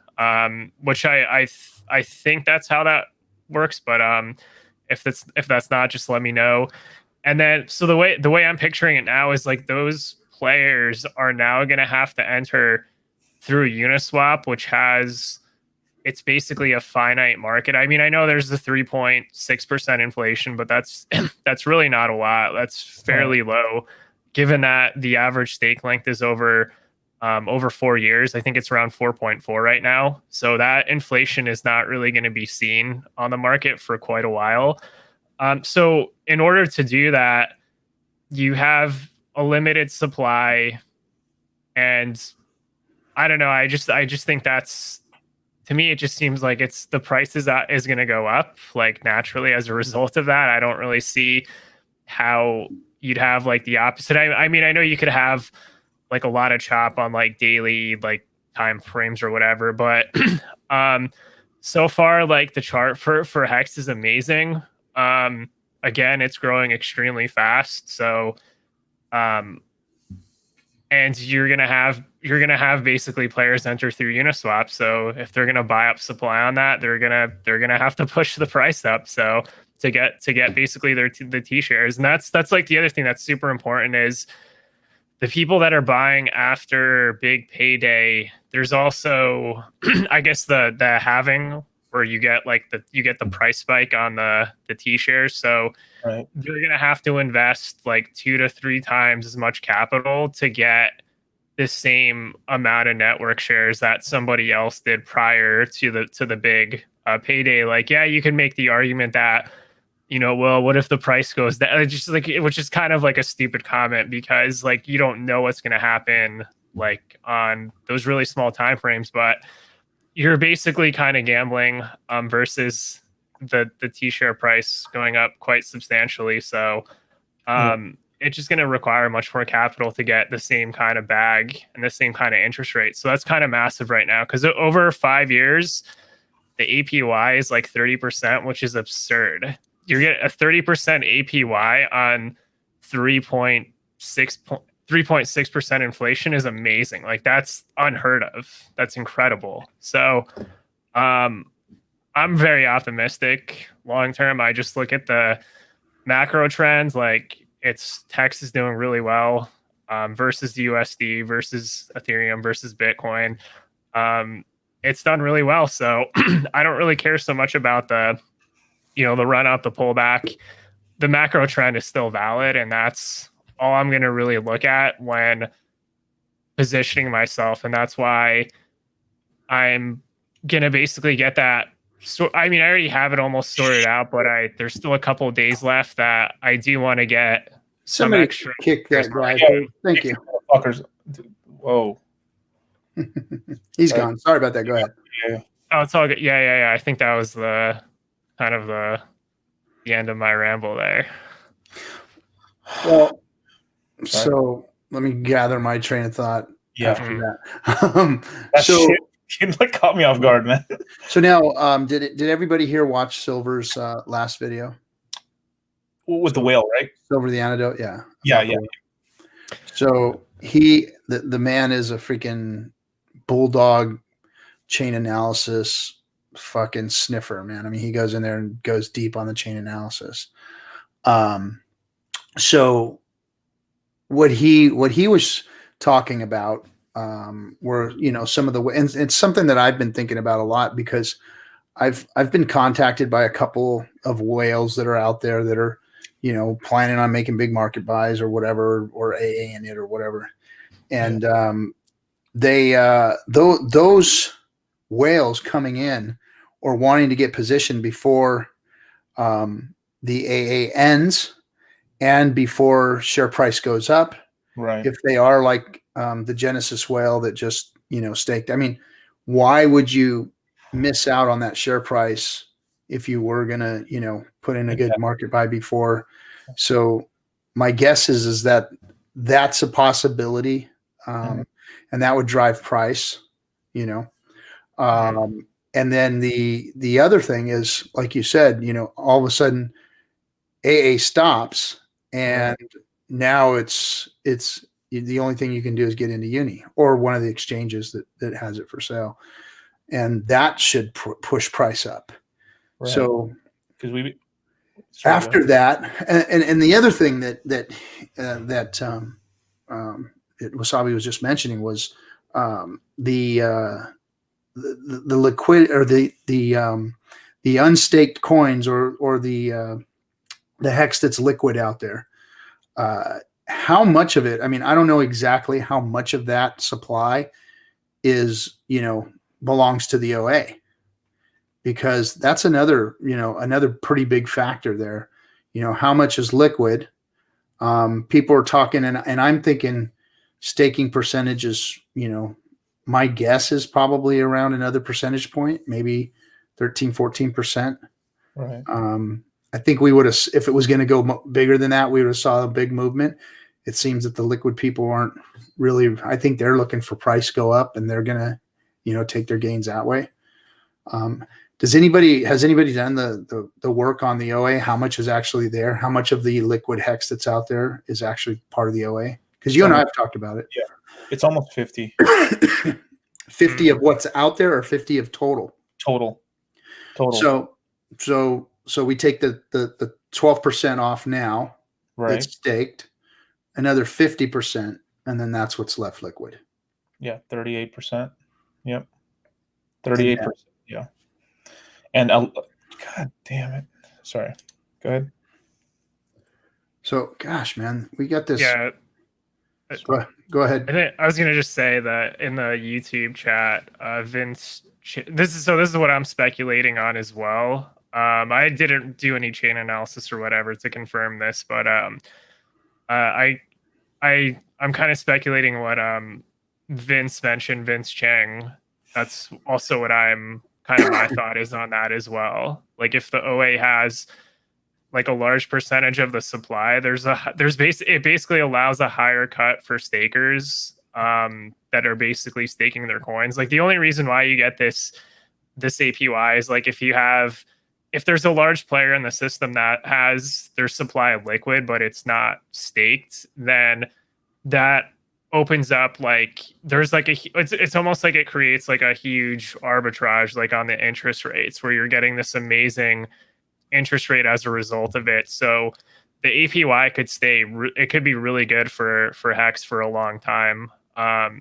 So that's also why I was pretty interested on that, because if you compare basically Hex to, I mean, it's crazy. Like, I have the Staker app downloaded, and I'll check probably more often than I should. Like, I'll look at the amount of like Hex that's accumulated versus like all, across all my stakes, and it's vastly, like, the amount that it's accumulating is it's vastly outperforming, and which makes sense. You're getting like a 20-30% APY. Like, it's pretty absurd just how much it's accumulating, and it's going to start doing this with very low inflation after big payday. So I think that's where a lot of people get kind of hung up, is with like the discussions around the OA, because there's different perspectives how you can look at it, and if it favors the situation with the stakers, then it's going to be pretty lucrative for people staking that are setting up stakes like pretty long term. But if you are doing that, just remember, if you set up like a 15-year stake, you can't, like, you're basically committed to that. Like, you see the emergency unstakes where people get nuked on the feed because they don't look into like understanding like the penalties. Like, if you set like a 15-year stake, like, just be aware of all of that as you set up like your staking ladder. Right. So I don't know. I'm extremely like it's insane. Like I'm just thinking like in theory, if you're getting between like a 20 to 30% APY this entire cycle, it's just an absurd amount of money that's coming in. Like there's nothing else is going to compare to that in terms of staking rewards. I mean, definitely, yeah. And then two, like, one thing we forgot to say with the AA ending is this entire time that we've been in this, like, basically an ICO phase essentially, right? For Hex, we've been getting 500 million Hex put out there, right? And we've been able to hold up this price with 500 million Hex coming into the market, right? So with that, just as in the macro trend, just that alone, that Hex not coming into the market anymore, is insane, because then from there, like it just instantly like that. The inflation rate, boom, goes to 3.69. No more 500 million Hex coming to the market every day, and it becomes like a waiting game. At a certain point, right? The easy caches of people wanting to sell Hex or anything dries up, and at that point it becomes really rare and stuff, and people are going to stake it out, because it's the game theory that Richard's created for Hex is so insane. Like, I think me and Wasabi were talking about it earlier, that everyone wants to get to the next rank. Everyone wants to have more shares, and maybe that big whale, some whale wants to become Poseidon at some point. They want to have 10% of the shares in the system and stuff. Jesus Christ. Yeah. Anyway, yeah. So that macro level event, and then of course big payday, and right. What is that going to do? I mean, I think that the big macro level event is really, going to be the AA ending. I think that's going to affect the price of Hex and Hex more than even big payday, Right. because really there's not a lot of Hex staked to, create a whole bunch of havoc, either way. Yeah. Right. Sorry, I was answering a message. Sorry. Oh, so what I'm saying is that, big payday really is kind of a less eventful macro event than the AA ending. Is that true? I got my head up my ass, or? Yeah. Sorry, I'm so sorry. Say it one more time. I'm so sorry. I'm so sorry. I'm just trying to ban somebody. I'm sorry. Something Wong said, when dump, when rug pull, when Roger Ver dump. Oh, yeah, fun. He's also the guy that just staked 22 million. Nice. Congratulations, man. That's a great bag. That's a great bag. He said, y'all really buy my bags. Wait, was that somebody in the chat, or was that Roger Veer's bag? Well, they're thinking that he might be the Genesis whale or whatever. I don't know. Oh, okay. Yeah. I don't know. Yeah. I'm sure it's possible. It's possible to a lot of people. So yeah, it's possible, because truthfully, like he got destroyed on Bitcoin Cash. I mean, I'm sure he still has a lot of Bitcoin, but not to. Well, I mean, that's just the nature of how the market played out. But basically, BCH it's just in a forever downtrend versus Bitcoin. So that might be if that's actually him, that could be one of his ways to recover that. Yeah, it's hey, she's making a lateral move, man. He's making a move, man. I can't blame him, dude. I can't blame him for it. I mean, he's one of, I think he was the first exchange to list us, right, on bitcoin.com, right? And like a lot of the Bitcoin Cash people were like, take Hex down, and he was like, his whole community was telling him, like, no. So I was just following I was just following like a lot of the well, really, it was really just that one. I was following that Reddit post at the time, and he said he was gonna take it down, and then Roger Ver just like disappeared. Still on there trading, so it was funny. I found that whole thing pretty entertaining. Eric, I think not a crazy amount, but I think it's more than zero. That's for sure. Yeah, no, there's. I sent ETH to the contract address. Contract? No. Was it a lot of ETH? No, it was $5 worth.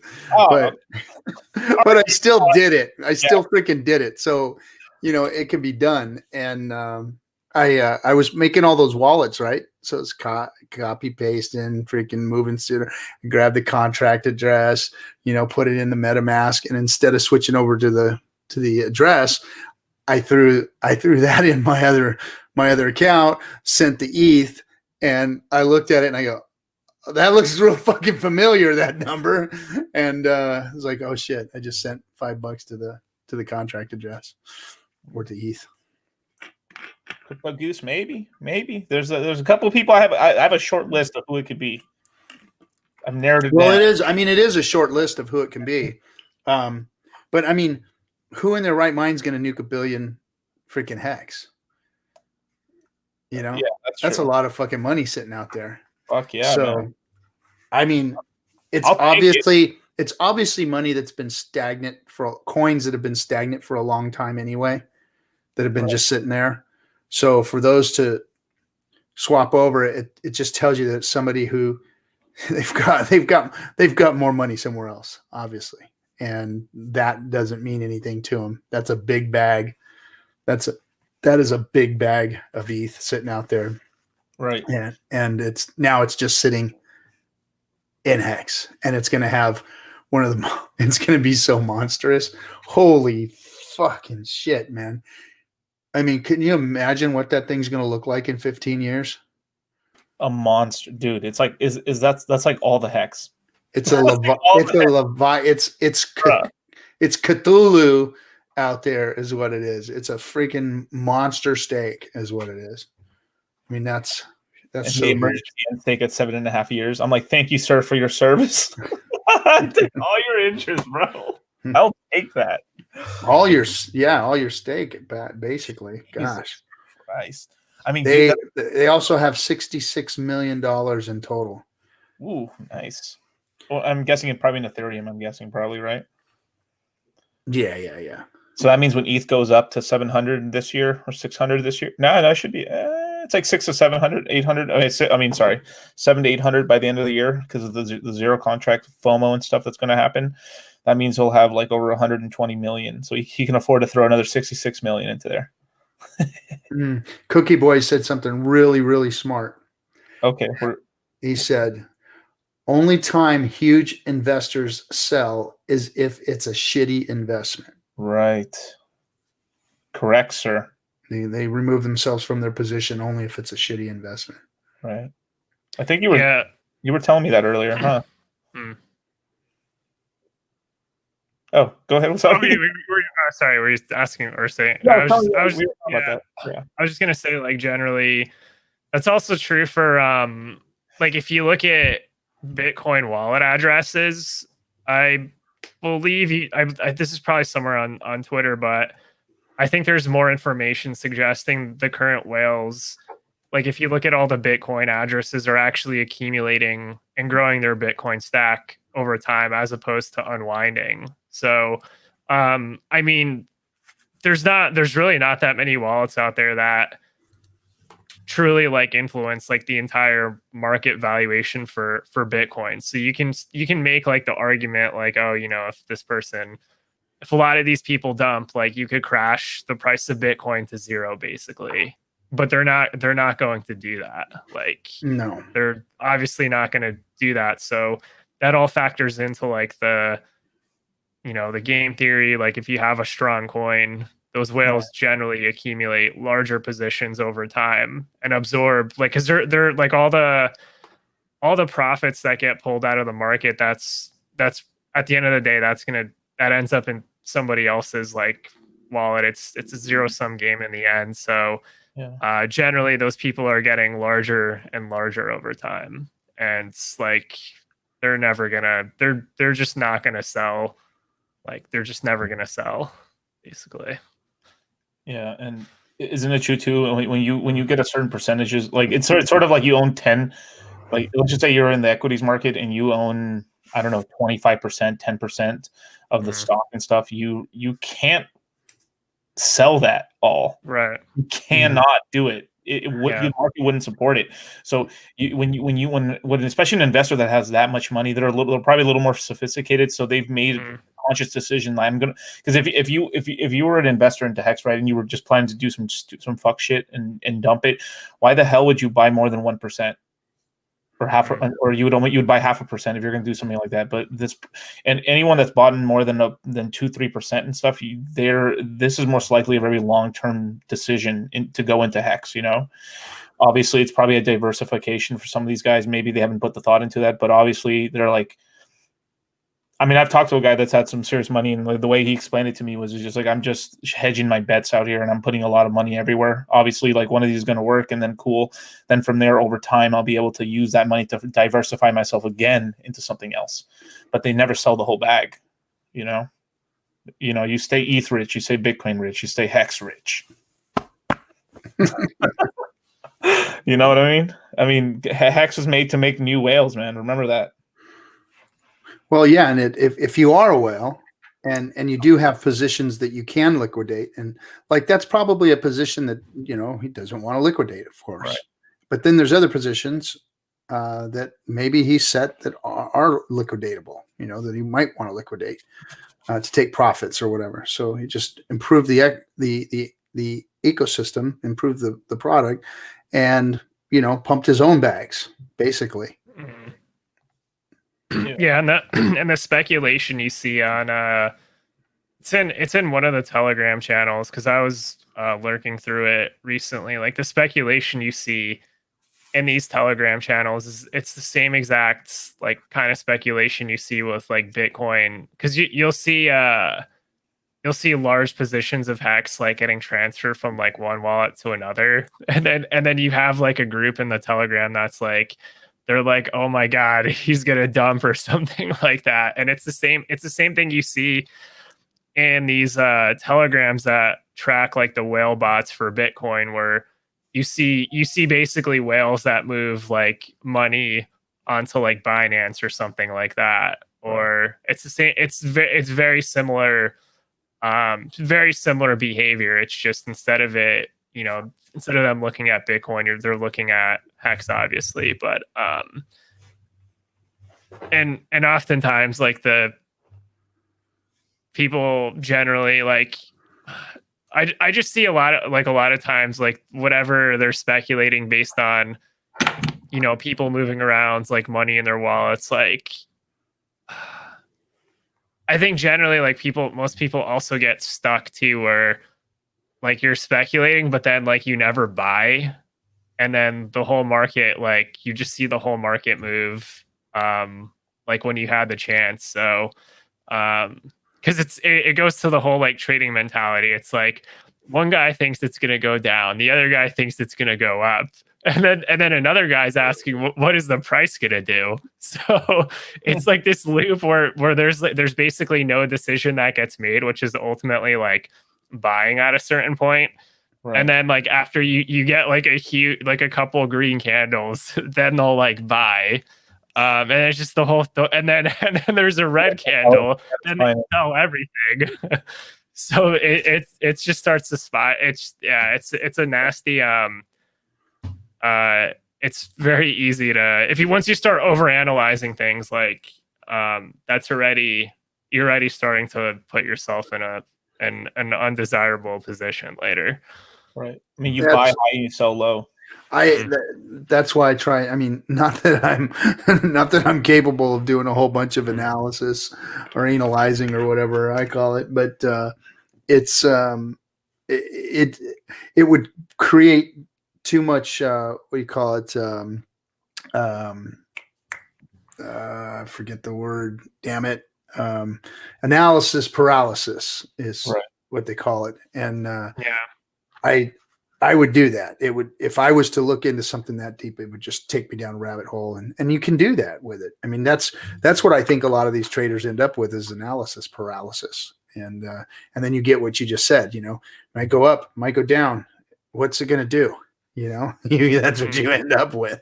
Yeah, absolutely. And it's like, even when you're, like generally, like there's like certain things you can do on the charts. Like all you can really do is like use it as a reference point to like reduce like the risk when you're buying. But that's basically the extent of it. Like, cause you'll have instances where coins it's like where the RSI, I'm not sure if you guys are familiar with it, but it's like on the charts where the RSI goes like under 30, which is like oversold, is all that means. But the thing is, like, you can still have lower lows still happen like when it's at low. So there is no like basically magic formula that says like if you're buying at like an RSI of 30, you're buying the bottom. Like no, like the RSI could actually still start to climb while you start to make lower lows. So it's really just like at best like a reference. Like you got in at like a lower risk level, but it's still like the chance of you buying the exact bottom is pretty much impossible. Like you're betting it's if you end up buying the bottom, then you probably got lucky. Like yeah.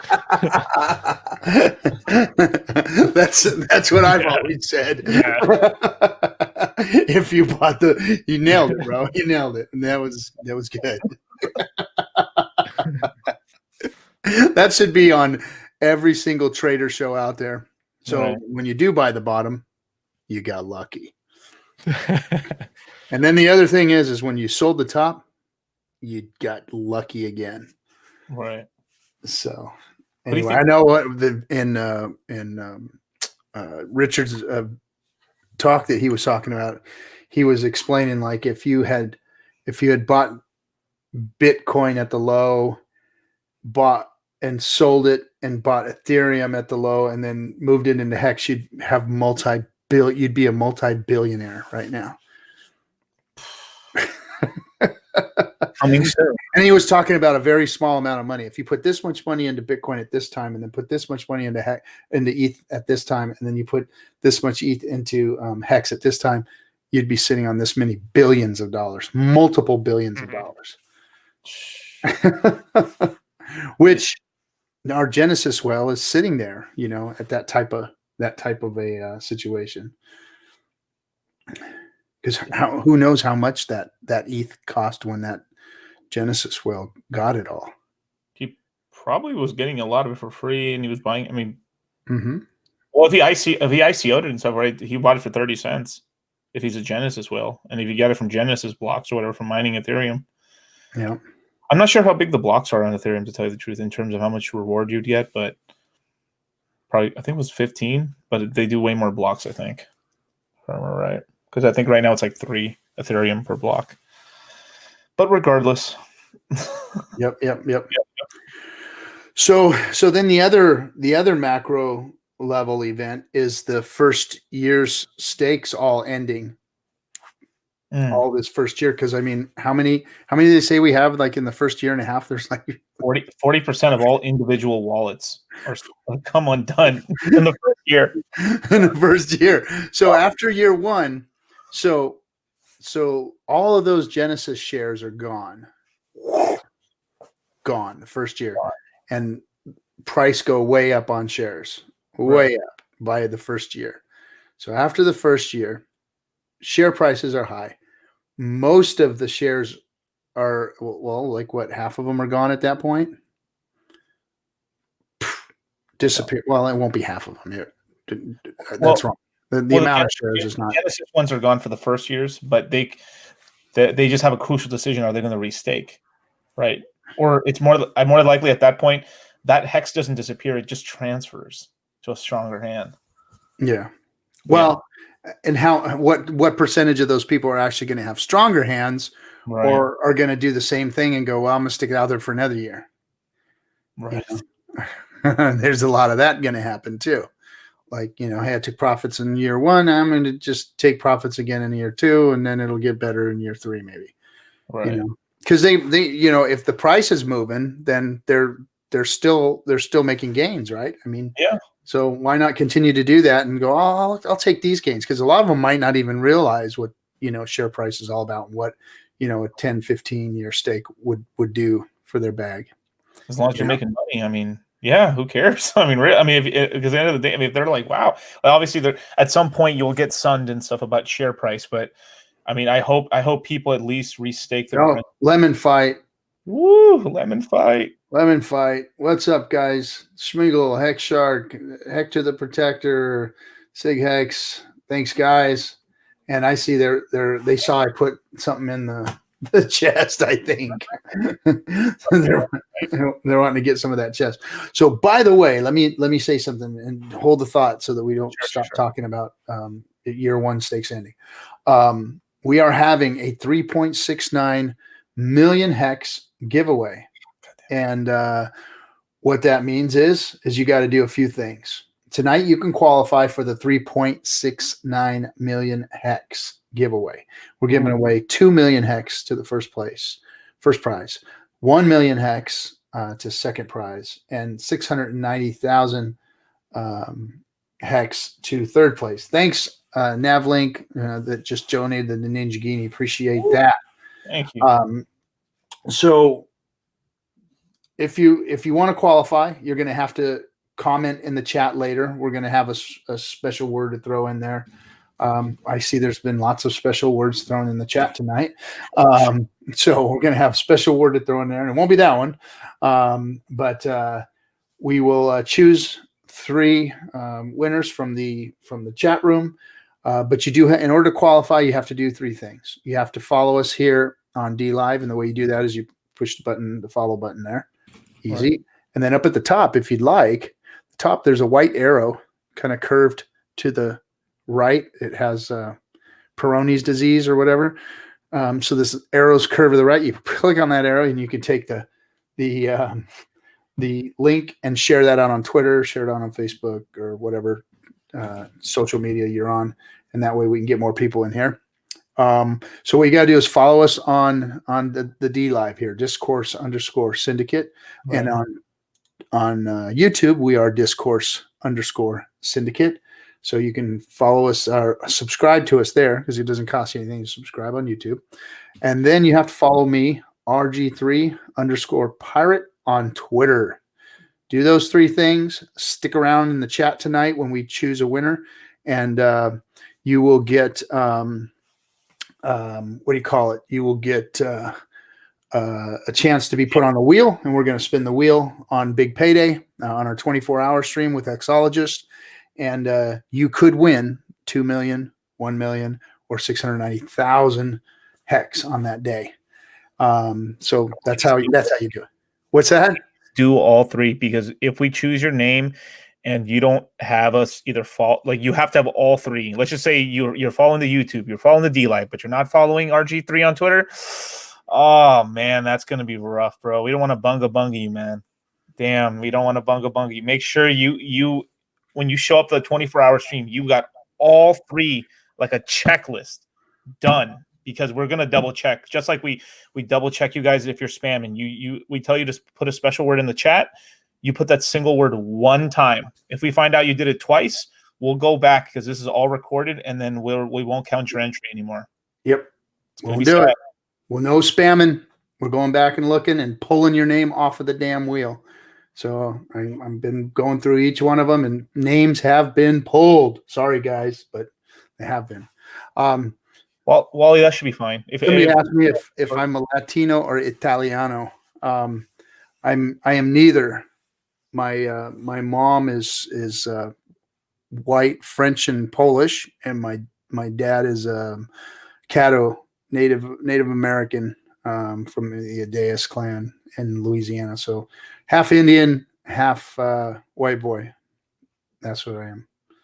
A lot of people think I'm Italian, I guess. My wife's Italian. Whew, God. Yes, she Italian. Jeez.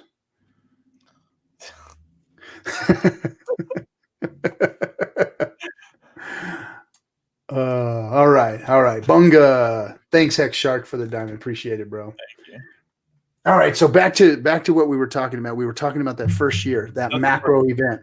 Right. So all of these macro events that are going to happen fairly quickly within the next. I mean, we just went through a year of, price going up, share price going up, staking percentage going to where it's at today. Right. So those were all the macro events that got Hex to where it is today. Whales jumping in, whales jumping out. Right. Fudders coming in, trying to, when Hex was a baby, trying to freaking drown it in the bathtub. That failed. Every other whale that had jumped in, jumped out, that failed. So those macro events got Hex to where it is today. Very strong, going through all the things that it's gone through in its little infancy here, to where it's at today. Now we talked about, we're going to see this AA go away, and none of us can decide anything other than probably going to make the price go up because of people, 3 days before staking wanting to stake, or even get more Hex, and one of the other things that's, and I bought some more Hex today, by the way, too. Woo, God bless. I did. Because I got one of those special Coinbase wallets that you can just yank the crypto out instantly. Right. And so I said, you know what? Fuck it. I'm going to do it one more, because when that AA ends, I got a feeling too that we're going to see some price movement. And yes, sir. I FOMO'd in a little bit more today. So after that, we're going to have some panic whales.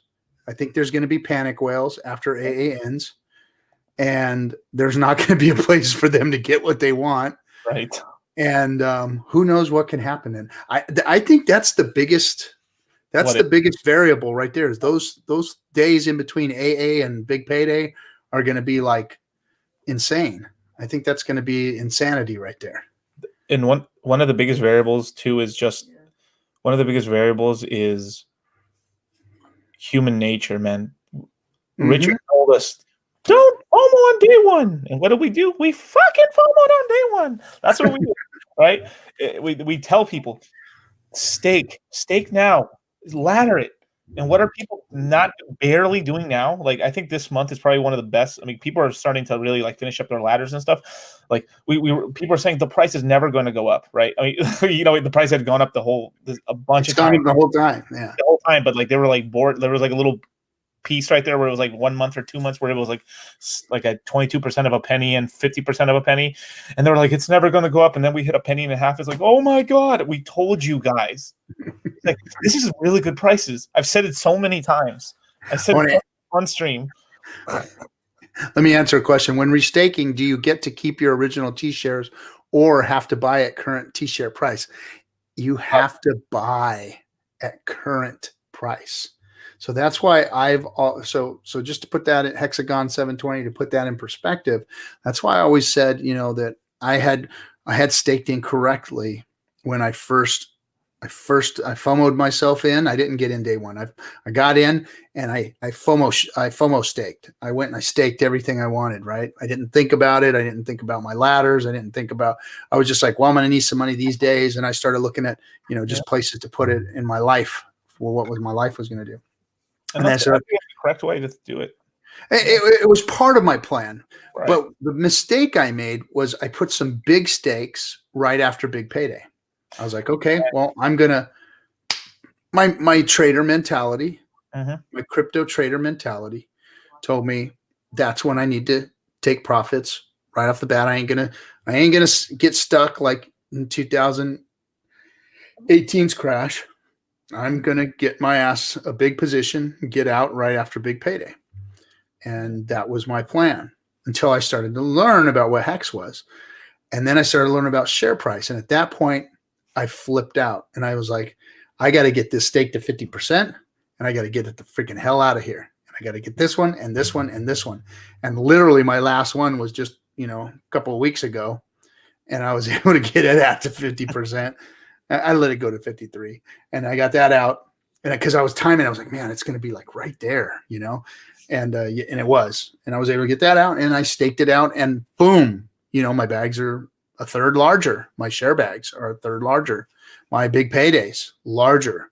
So everything staking out longer and getting that share price now versus if I was to get that big payday and the bag that I put in there, if I was to get that out and try and restake it, then share price is going to be, you know, triple the price. And you don't get those shares. The shares are what's important. So emergency end staking and turning those big early bags into real hex staking bags, you know, past the 4-year mark, 7, 10, you know, 15 years. That was what was important. So to answer your question in a long way, no, you have to pay more for your shares every single day. Every share you've ever bought, you will never get a better price on. Right. Never, ever, ever, ever, ever, ever, ever. Your share price is always going up, no matter what. Every day that share price is going up, and you can't stop it. And as soon as people start realizing gains, it's going to grow exponentially when people start to realize big gains, and that share price continues to go up and up and up. Yeah. Okay. I have one of 30 stakes ending big payday. I'm going to use good accounting and hold it till 2021. So the price is all the way back up till the price is all the way 2021. So the price is all the way back up. Okay. I don't get that, but all right. Joe Hexotic. Oh, okay. Joe Hexotic. Joe Hexotic. What's good? Good accounting and hold. Okay. All right. Let's give a minute in here. Welcome, Gives a Minute. Oh, Gives a Minute. Coming on the stream? Is that, are you in here? I didn't see him comment. Let me see. Welcome, Gives a Minute. So, Gives a Minute. I saw him. He started streaming, so maybe Gives a Minute is streaming. Somebody saw him stream it. I don't think he's on in our chat. But we raided him the other day. Yeah, which was cool. It was a good raid, and he's learning about Hex and staked Hex, and that was cool. That was cool. People were donating him Hex. So there is one cool thing. Let's just say you do have a 1-year stake after big payday, and you end stake it properly, right? So let's just say you did a 1-year stake, and then it comes out in like a couple days or 2 weeks from now, and you unstake it. At that point, if you are the highest ROI in the system, depending if your stake's big enough at the time, you can restake for the same amount of time for almost the same amount of shares. Not the same amount. You'll never have the same. You'll never get the same amount you had before. But there's something cool that happens. If you stake longer, your share rate can triple.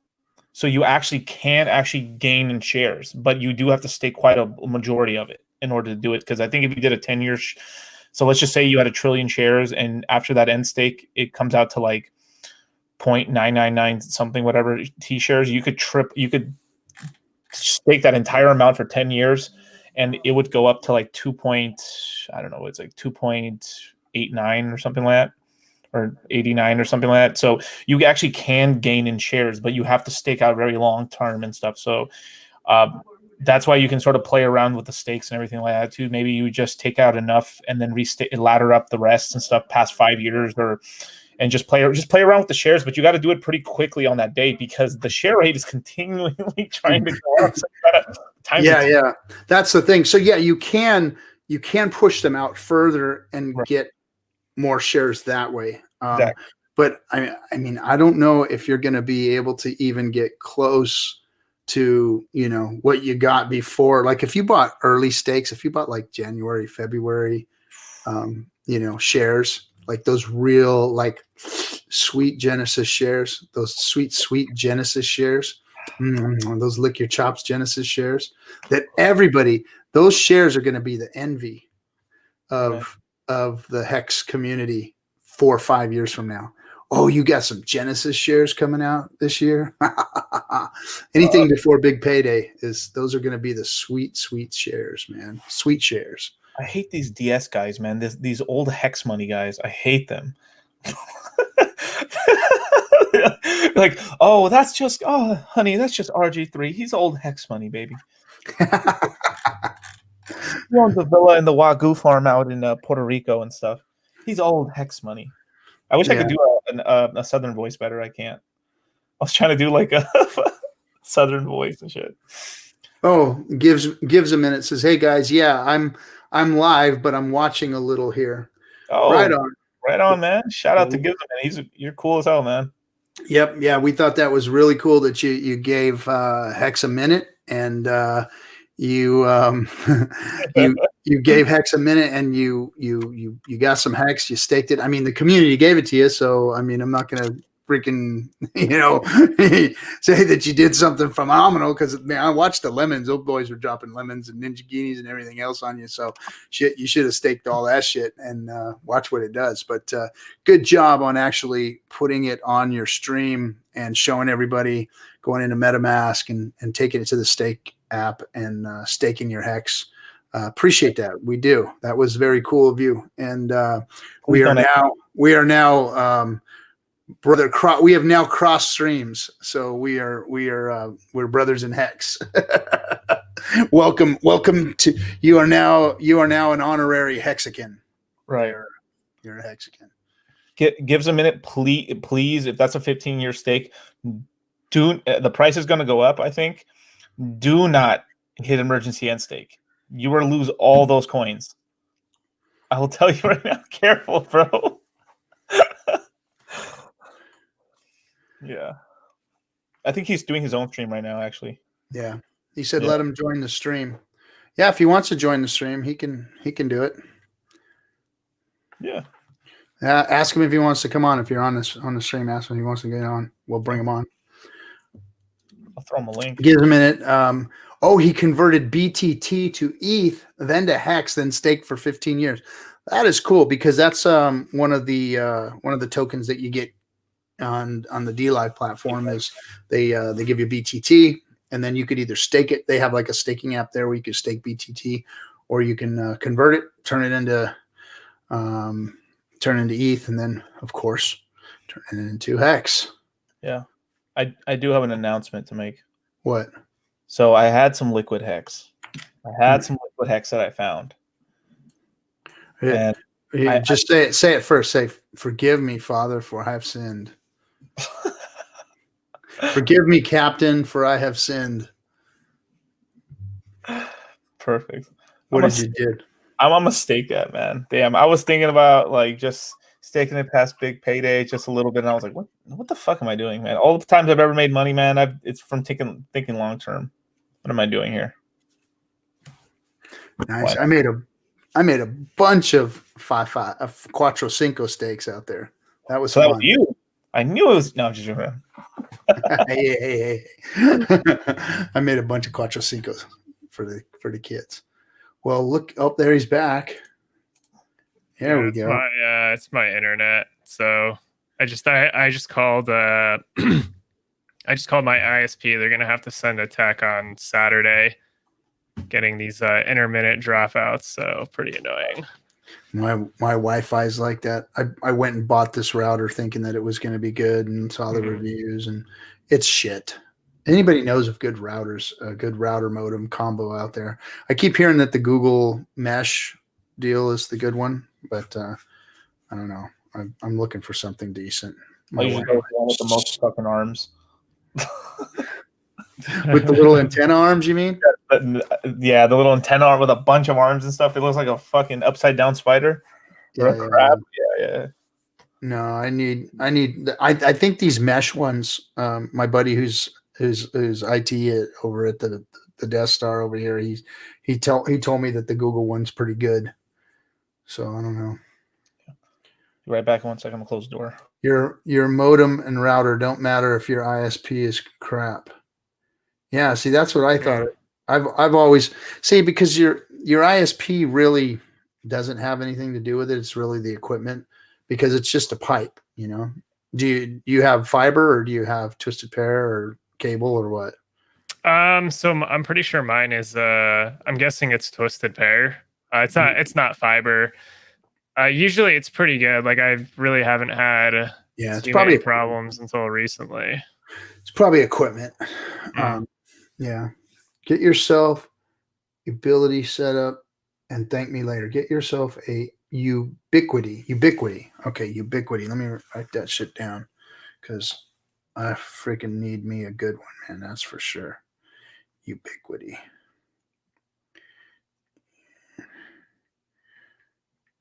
There we go. Look at that. We're talking tech. The thing is, your ISP throttles your speed. Yes, your ISP will throttle your speed. And they won't do it if you run a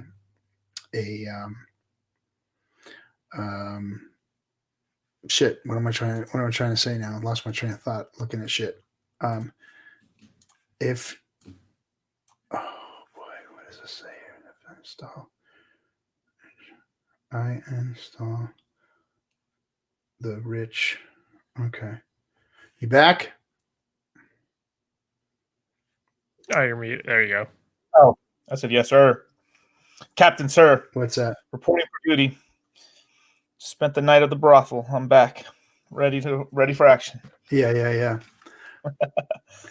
Wow, it's Oh, yeah. Oh, I'm sorry. I lost my train of thought. And then I lost my train of thought what I was trying to think about. I was trying to say VPN, and then I got sidetracked on top of forgetting what a VPN. So yeah, use a VPN and you don't get throttled, but then you have problems of using a VPN. So like streaming is horrible. Using a VPN and trying to stream is horrible because for some reason it screws you up. But VPNs are good for things that they want to throttle you on. Yeah. Tesla 5G about to come out soon. That'd be cool. Or Starlink. That'd be tight. Yeah, I don't know about that Starlink. Well, we'll see. I don't know. I mean, hey, if it happens, it happens, man. But if it happens, cool. If not, I wasn't holding my breath. I mean, they're totally capable of doing stuff. I mean, the guy is amazing. The plant there and all the stuff that they've done. The BFR. I got to work on the BFR too. I never told you guys about that. Oh, really? Yeah, the BFR. They put a what's that? Was that the Boring Company? No. That's SpaceX. Okay. I thought you. Okay, got it. It's called BFR, but everybody call it the big fucking rocket. But it's their Mars launcher, is what it is, and they're building that son of a bitch, man. It's down there at the harbor, at the Long Beach Harbor. They put this tent up, this big tent, and they started building in there. And I put the apparatus and the arms together that actually wound the outside of this thing because it's all carbon fiber and shit that they wind and whatever aluminum, space aluminum they use, whatever that crap is. And they this thing's freaking monstrous, man. It is monstrous. It can launch like 200,000 pounds of payload up there. 200,000 pounds of payload. It's nice. Yeah, that's crazy, dude. You know why I want them to do that? Just because it'll bring the imagination back of the world. I mean, of the United States. Like, oh my God, I forgot. We're not lame. So that's what I've always talked about, because on top of the economic energy that it creates, right? It's also a peace of mind that we have something like that we're, if we're worried about, whether we can grow food or keep a road from fucking rotting underneath us, that's not inspiring to anything. Right. That shit that should be done. Oh, we got a bridge that's falling apart and we can't afford to do it, and we don't have enough crew to do it. We're not smart enough guys to do that shit anymore. I mean, that's fucked up mindset, But if you're going to Mars, if you're fucking getting ready to launch some guys to Mars, and you're watching these freaking astronauts train every day and they're on TV and everybody's all excited, that's fucking progress right there and shit. That's what people want to see. I want to see this other bullshit that's going on right now. Oh, we're closing this space program down. Oh, forget progress. Oh, forget, any other type of energy that we can use, in the future here that might take us into the 21st fucking century. Let's keep burning dinosaurs and shit, right? It's like, That's not helping the mindset of us, advancing into the future. It's like it's how Bitcoin is. Oh, let's just hodl our Bitcoin and wait for it to go to fucking 100K. It's the same fucking thing, man. It's the same thing. It's that freaking lack mentality. It's that lack messed up freaking what do you say?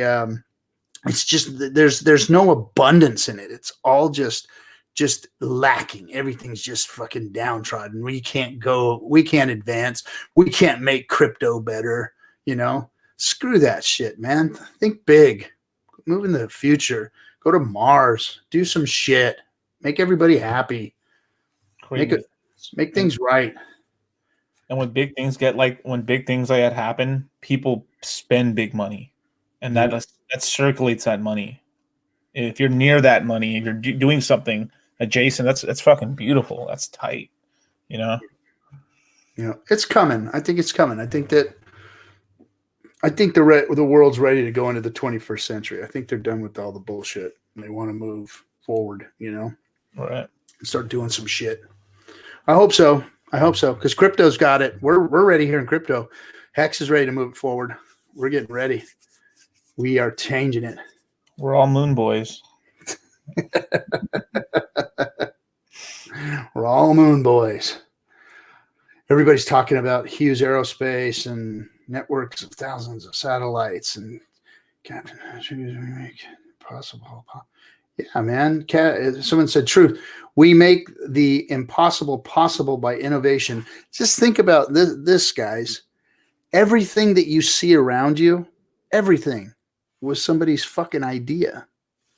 From this bottle to this pistola to the computer that's sitting in front of me to all you sitting out there. It was just somebody's fucking idea that they brought to fruition. That's it. We're capable of doing all kinds of shit.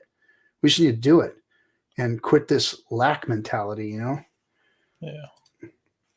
Abundance. Think of abundance. Move things forward. Hey, look at that. People are dropping lemons again. Dropping lemons. It's almost time. You know what? We need to do the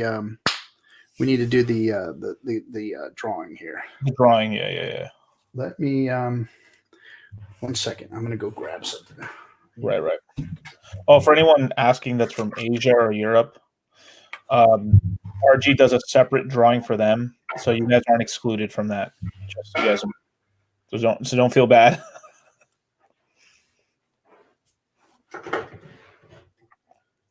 Lemon fight. But definitely, actually, one thing I wanted to talk about real quick while the captain's gone, is even like at a certain point, right? Let's just say I've said this for a while, right? You can still dollar cost average in, right? Like I know the share price is going to be higher and stuff and everything. You just maybe wait for maybe we get a little correction on the price or something like that, and you just dollar cost average in once a week, once a month, whatever you can, and you stake it out. You're still going up and more shares than you had. If you feel bad about it and stuff and everything like that, because it's still so freaking early, like it's beautiful. Wait, do we need all three to win the wheel or just to get on? Right. Oh, stake my day. Yeah. So yeah, you can win. So right. So here's the thing: we pick your name, you're on the wheel. But if we pick your name and you win, we're gonna check to make sure that you're following you're following, both the Dlive, the YouTube channel and RG3, and we find out you're not, you're boned, bro. You lose.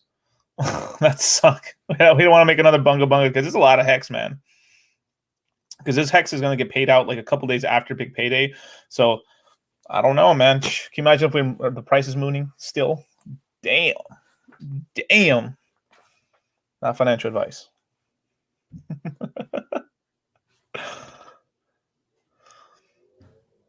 Yes, getting shares. That's right, Hex Shark. Getting those shares in Hex doesn't stop after big payday. It's true. It's true. And this happens at every freaking cycle. There's an opportunity, right? When everything goes down, right? That Hex will be down a lot, so will Bitcoin, so will everything, and there's buying opportunities. And that's when you get fucking like paid. Yeah, long-term thinking. Why is there never a pen when you need a pen? I'm always losing my pens. Oh, sure. So Hex Expectation. What was the winner from last night? You have that wrote down still, right? Yeah, yeah, I'll send it to you right now. Drop it in the. Sure.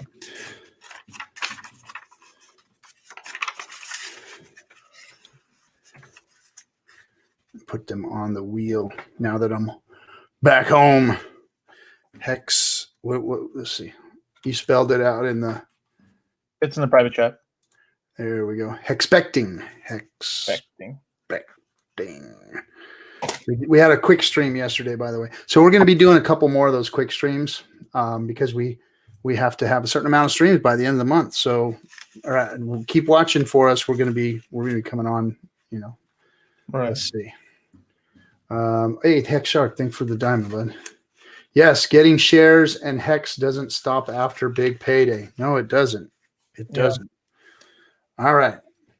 Now let's. Why don't you, Wasabi? Why don't you give us a word of the day to put into the chat? Hold on a second. Let me freaking do something to this thing too. Hold on one second. There we go. Bam. Oof. There. All right. Now I don't know what that's going to do for the comments in YouTube. What the heck is a Ninjagini? Somebody said. A Ninjagini is a form of lemon in Dlive. So in Dlive, the channel is monetized instantly as you become a Dliver. Well, I don't know if it's instant. I think you have to have 200 followers. And once you're monetized, then people can actually purchase lemons, ice creams, diamonds, Ninjaginis, or even ninjets and drop them into the chat room. And that is a donation given straight to the stream. So you can monetize instantly. We think that is a great feature to help streamers, build their streams, because that's what we're about to do as soon as, by the way, I wanted to let everybody know that Dlive is working on our issue. We do have an issue, and I think it has to do with the banking system and how money is moving. It's how money is moving. It's having a hard time. Wait, am I supposed to put, is it just any word or? I just want you to come up with a word. Just give me a word. Yeah. What would that word be? Go ahead. Go ahead, Wasabi. What is that word? The word is it's Ninjagini. That's I like that word. All right. So Ninjagini and no spamming. You just get one chance to put Ninjagini in. And somebody asked if I kept a list of them. No, I'm just pulling your name off if you spam the chat. Do not spam the chat. Enter Ninjagini one time, and that is your entry to get into the wheel. And then be sure that after you have put Ninjagini in there, that you have subscribed to YouTube at Discourse_Syndicate, that you have followed us on Dlive, Discourse_Syndicate, not RG3 Pirate. I have an extra account that I just troll around with. Not that one. Some people have said that. It's the Discourse_Syndicate, not RG3. The Twitter account that you're going to follow is RG3_Pirate. So again, do not spam the chat. If you win and you've spammed the chat, because there's a record of this, I can go back and check it, everybody's name, and make sure you didn't spam, because if you spam, I'm just going to pull you out and let somebody else get on the wheel next week or next stream. So let me see what we do here. DC, you pull one out of YouTube, and I'm going to pull one out of the Dlive. Yeah. All right, you guys on YouTube, put your entry now, because I'm about to pick in a few seconds. Go ahead and grab one. All right. As I close my eyes, let's see. Boom. Oh, wait, I went a little too high. There we go. Wyman Jones. Spell it for me. Oh, it's on the. It's on the There it is. Wyman. Let me see. Congratulations. Wyman Jones. Congratulations. Wyman Jones. Congratulations. All right. Now let's go into the Dlive. Look over here. Boom. JFK 666. What?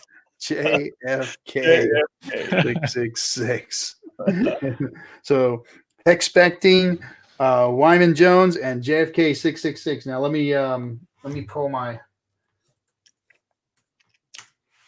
let's see here. My Eurasian group here. And let's see if we got some extra ones in tonight. Yep, we. All right. I got my randomizer here, so this is cool.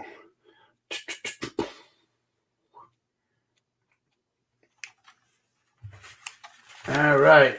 We got one here. Henrik 503. So it just says Henrik. So Henrik, you are our first one. Oh, freaking Tiago Duarte. Damn. Tiago Duarte. He's got like 3 now, I think, or he's 2. Him and Into the Fire, right? Into the Fire. They both got like 2 or 3. And last but not least, what does that say? Cashew bacon. Cashew bacon. Like a cashew nut, but bacon. Cashew bacon. So Henrik, Tiago Doherty, and Cashew Bacon.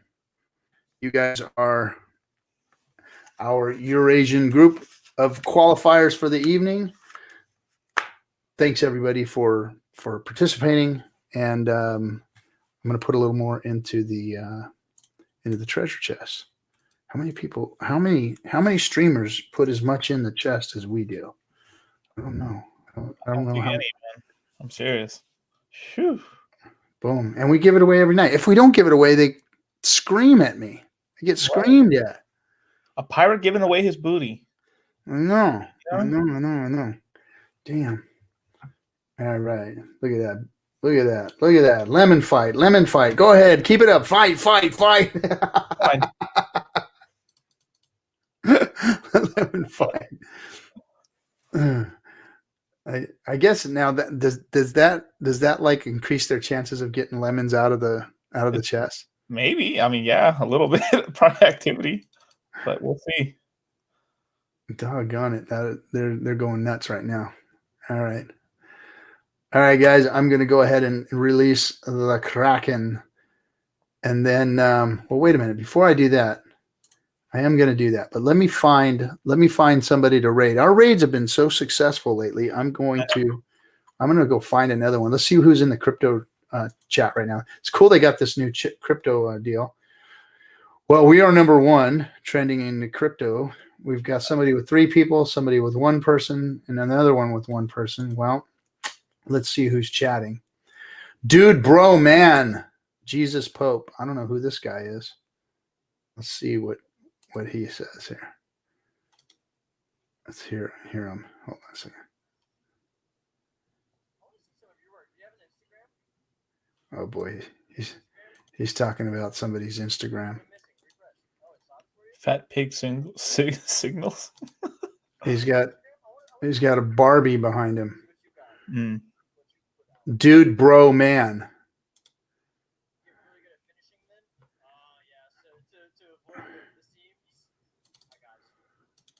Okay. So smash it out. Resin printer. Okay, let me see if I find somebody else. He's jamming to some Eminem and yeah. Bag Talk. Whoa, what's this? Bag Talk with 378 viewers.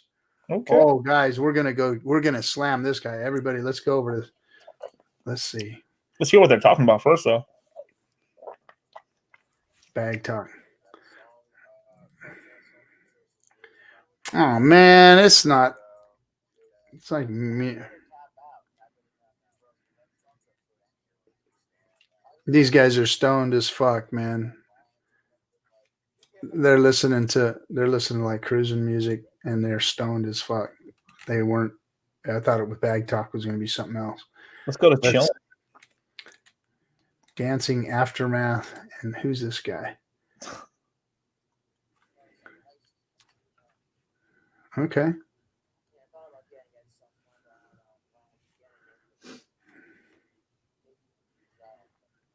Oh, I like this guy. He's cool. Yeah. Yep. This is a good one. His name is Dancing Aftermath and hanging out with the DP clan. Okay. Marcus DP. So let me pull this guy. Let's see here. This is going to be a good one. He's cussing. Wait, sadly left the platform to recruit changes. Hosting. Let's see. Here we go. All right. All right, guys. Well, thank you for hanging out with us. Congratulations to the winner, Expecting Wyman Jones, JFK 666. And I just like saying that. Henrik, Tiago Duarte again, and Cashew Bacon. All right, we're going to host this guy. Let's blast his channel and freaking the Kraken. Oh, the Kraken. God damn it. I see now. Captain, always. Kraken. Exit scamming the Kraken. Distributor wars. Okay, let's see this. Hang around for this raid. I think this one's going to be a good raid, dude. I know. This is going to be cool. Lemon exit scam coming up. You little bitches, man. The guy shirts like this, bro. Quarter Panda. Exit scam. Lemon exit scam. All right, here we go. 10, 5, 4, 3, 2, 1. Hector the Protector, 342 lemons. Nice. Motley Investor, of course, 197. Cookie Boys, he's got the algorithm or something down. Motley does. 142.8. Hex Shark, 113.7. And Children of the Grave, my favorite poster. Him and Mousetrip, I got to say. They're like my favorites. 95.2. 95.2. Good job, guys. Now let's go raid this guy. Let's raid. Raid Shadow Legends. Let me put his name in here. And host, baby. See you guys later. Bye-bye.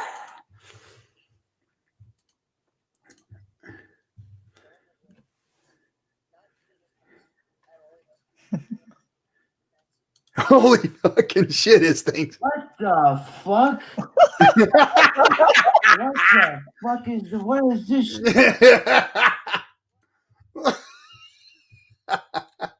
God damn, he's pissed.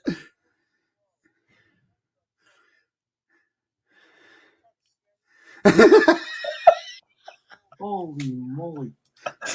Fuck, dude. Thank you. Thank you for supporting my twerking ass on Dlive, man. I appreciate it. I thank you. Titty Labs. Thank you. How you doing, bro? Lemon fight. Dollar Coast Crypto, thanks for the lemon. Crypto, Vince Lowell, thanks for the lemon. I appreciate it. Thank you for the follow. Colin. Hey, yo, what's I Hex? Thank you for the follow. God damn, this is just nice, man. Hold on, give me a sec. Hold on, wait a minute. You gotta follow. He's gonna dance for us. Dance like a monkey. Dance. There you go, Bubba. There you go.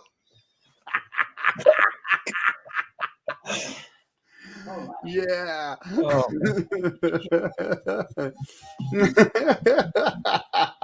This is whack, bro. Wow. One Hex, thanks for the 11. Discourse, thanks for the follow, bro. Thank you. Thank you. Shit. Thank you. Holy moly. Having just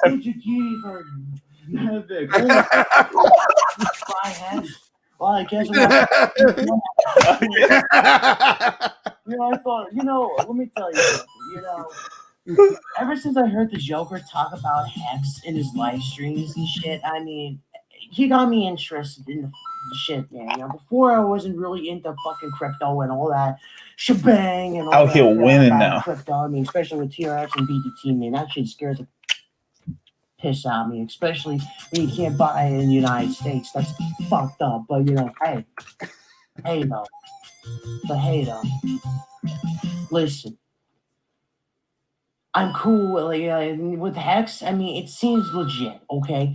When I hear Joker talking about you got audited 3 times in a row, this is Mario, bro. Yeah, I am a Mario, man. I'm a fat ass fucking Portuguese / Irish bitch. Okay?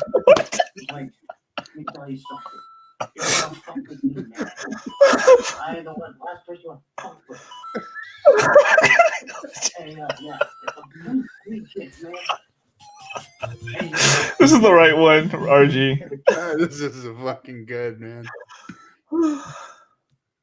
You know, this is what I do daily. That's what I do when I do my dancing, man. Nothing worse than a missed opportunity, Hex. Yeah, true. Very fucking true, man. Thank you, Pally. Whoa. Hex.com. Convert BTT to Ethereum and shake on stream. Yeah, I could do that. I mean, I fucking could. Holy shit, I dropped my phone. No. Phone. Are you alright, phone? Yeah, I almost tripped. Oops, that would have been bad. Are you alright, phone? Need CPR? Okay, do good. Whoa, thank you for the 1,000 BTT, man. Thank you guys for the ice creams. I appreciate it. Holy crap. Take your Cookie lemons. boys, thank you so much. God damn, thank you. Thank you so much, man. You're so nice. Thank you. Dude, the Hex community got guap, man. I'm telling you, man. We Dlive rich, baby, out here in these streets. We are. Dude. We are. Sure. Yeah, I'll definitely do that now. I mean, Change a streamer's life. better late than never, right? Holy shit. Yeah, I'll definitely get into fucking, Hex. I mean, I'll take a look at it. I'll give it a shot. I'll give it a look. Okay, and I'll give it the college old try. Definitely, I'll definitely get into that shit. What do you think, Miss Left Titty? Do you think I should get into crypto? What? What? Why would you fucking want to get into that crypto shit for all the fucking scam? No, it's not. Okay, whatever. Yo, Cosmo Kitty, welcome back to the stream. Thank you for the ice cream. I see you. I see all you guys. Okay, let's get some. You'll love us. This guy's one of us, man. Let me go look up Hex. Give me a minute. Hold on. Yeah. Fucking bring up, man. Hold on. This is called guerrilla marketing, Wasabi. This is great. This is why we are #1 on Dlive in cryptocurrency.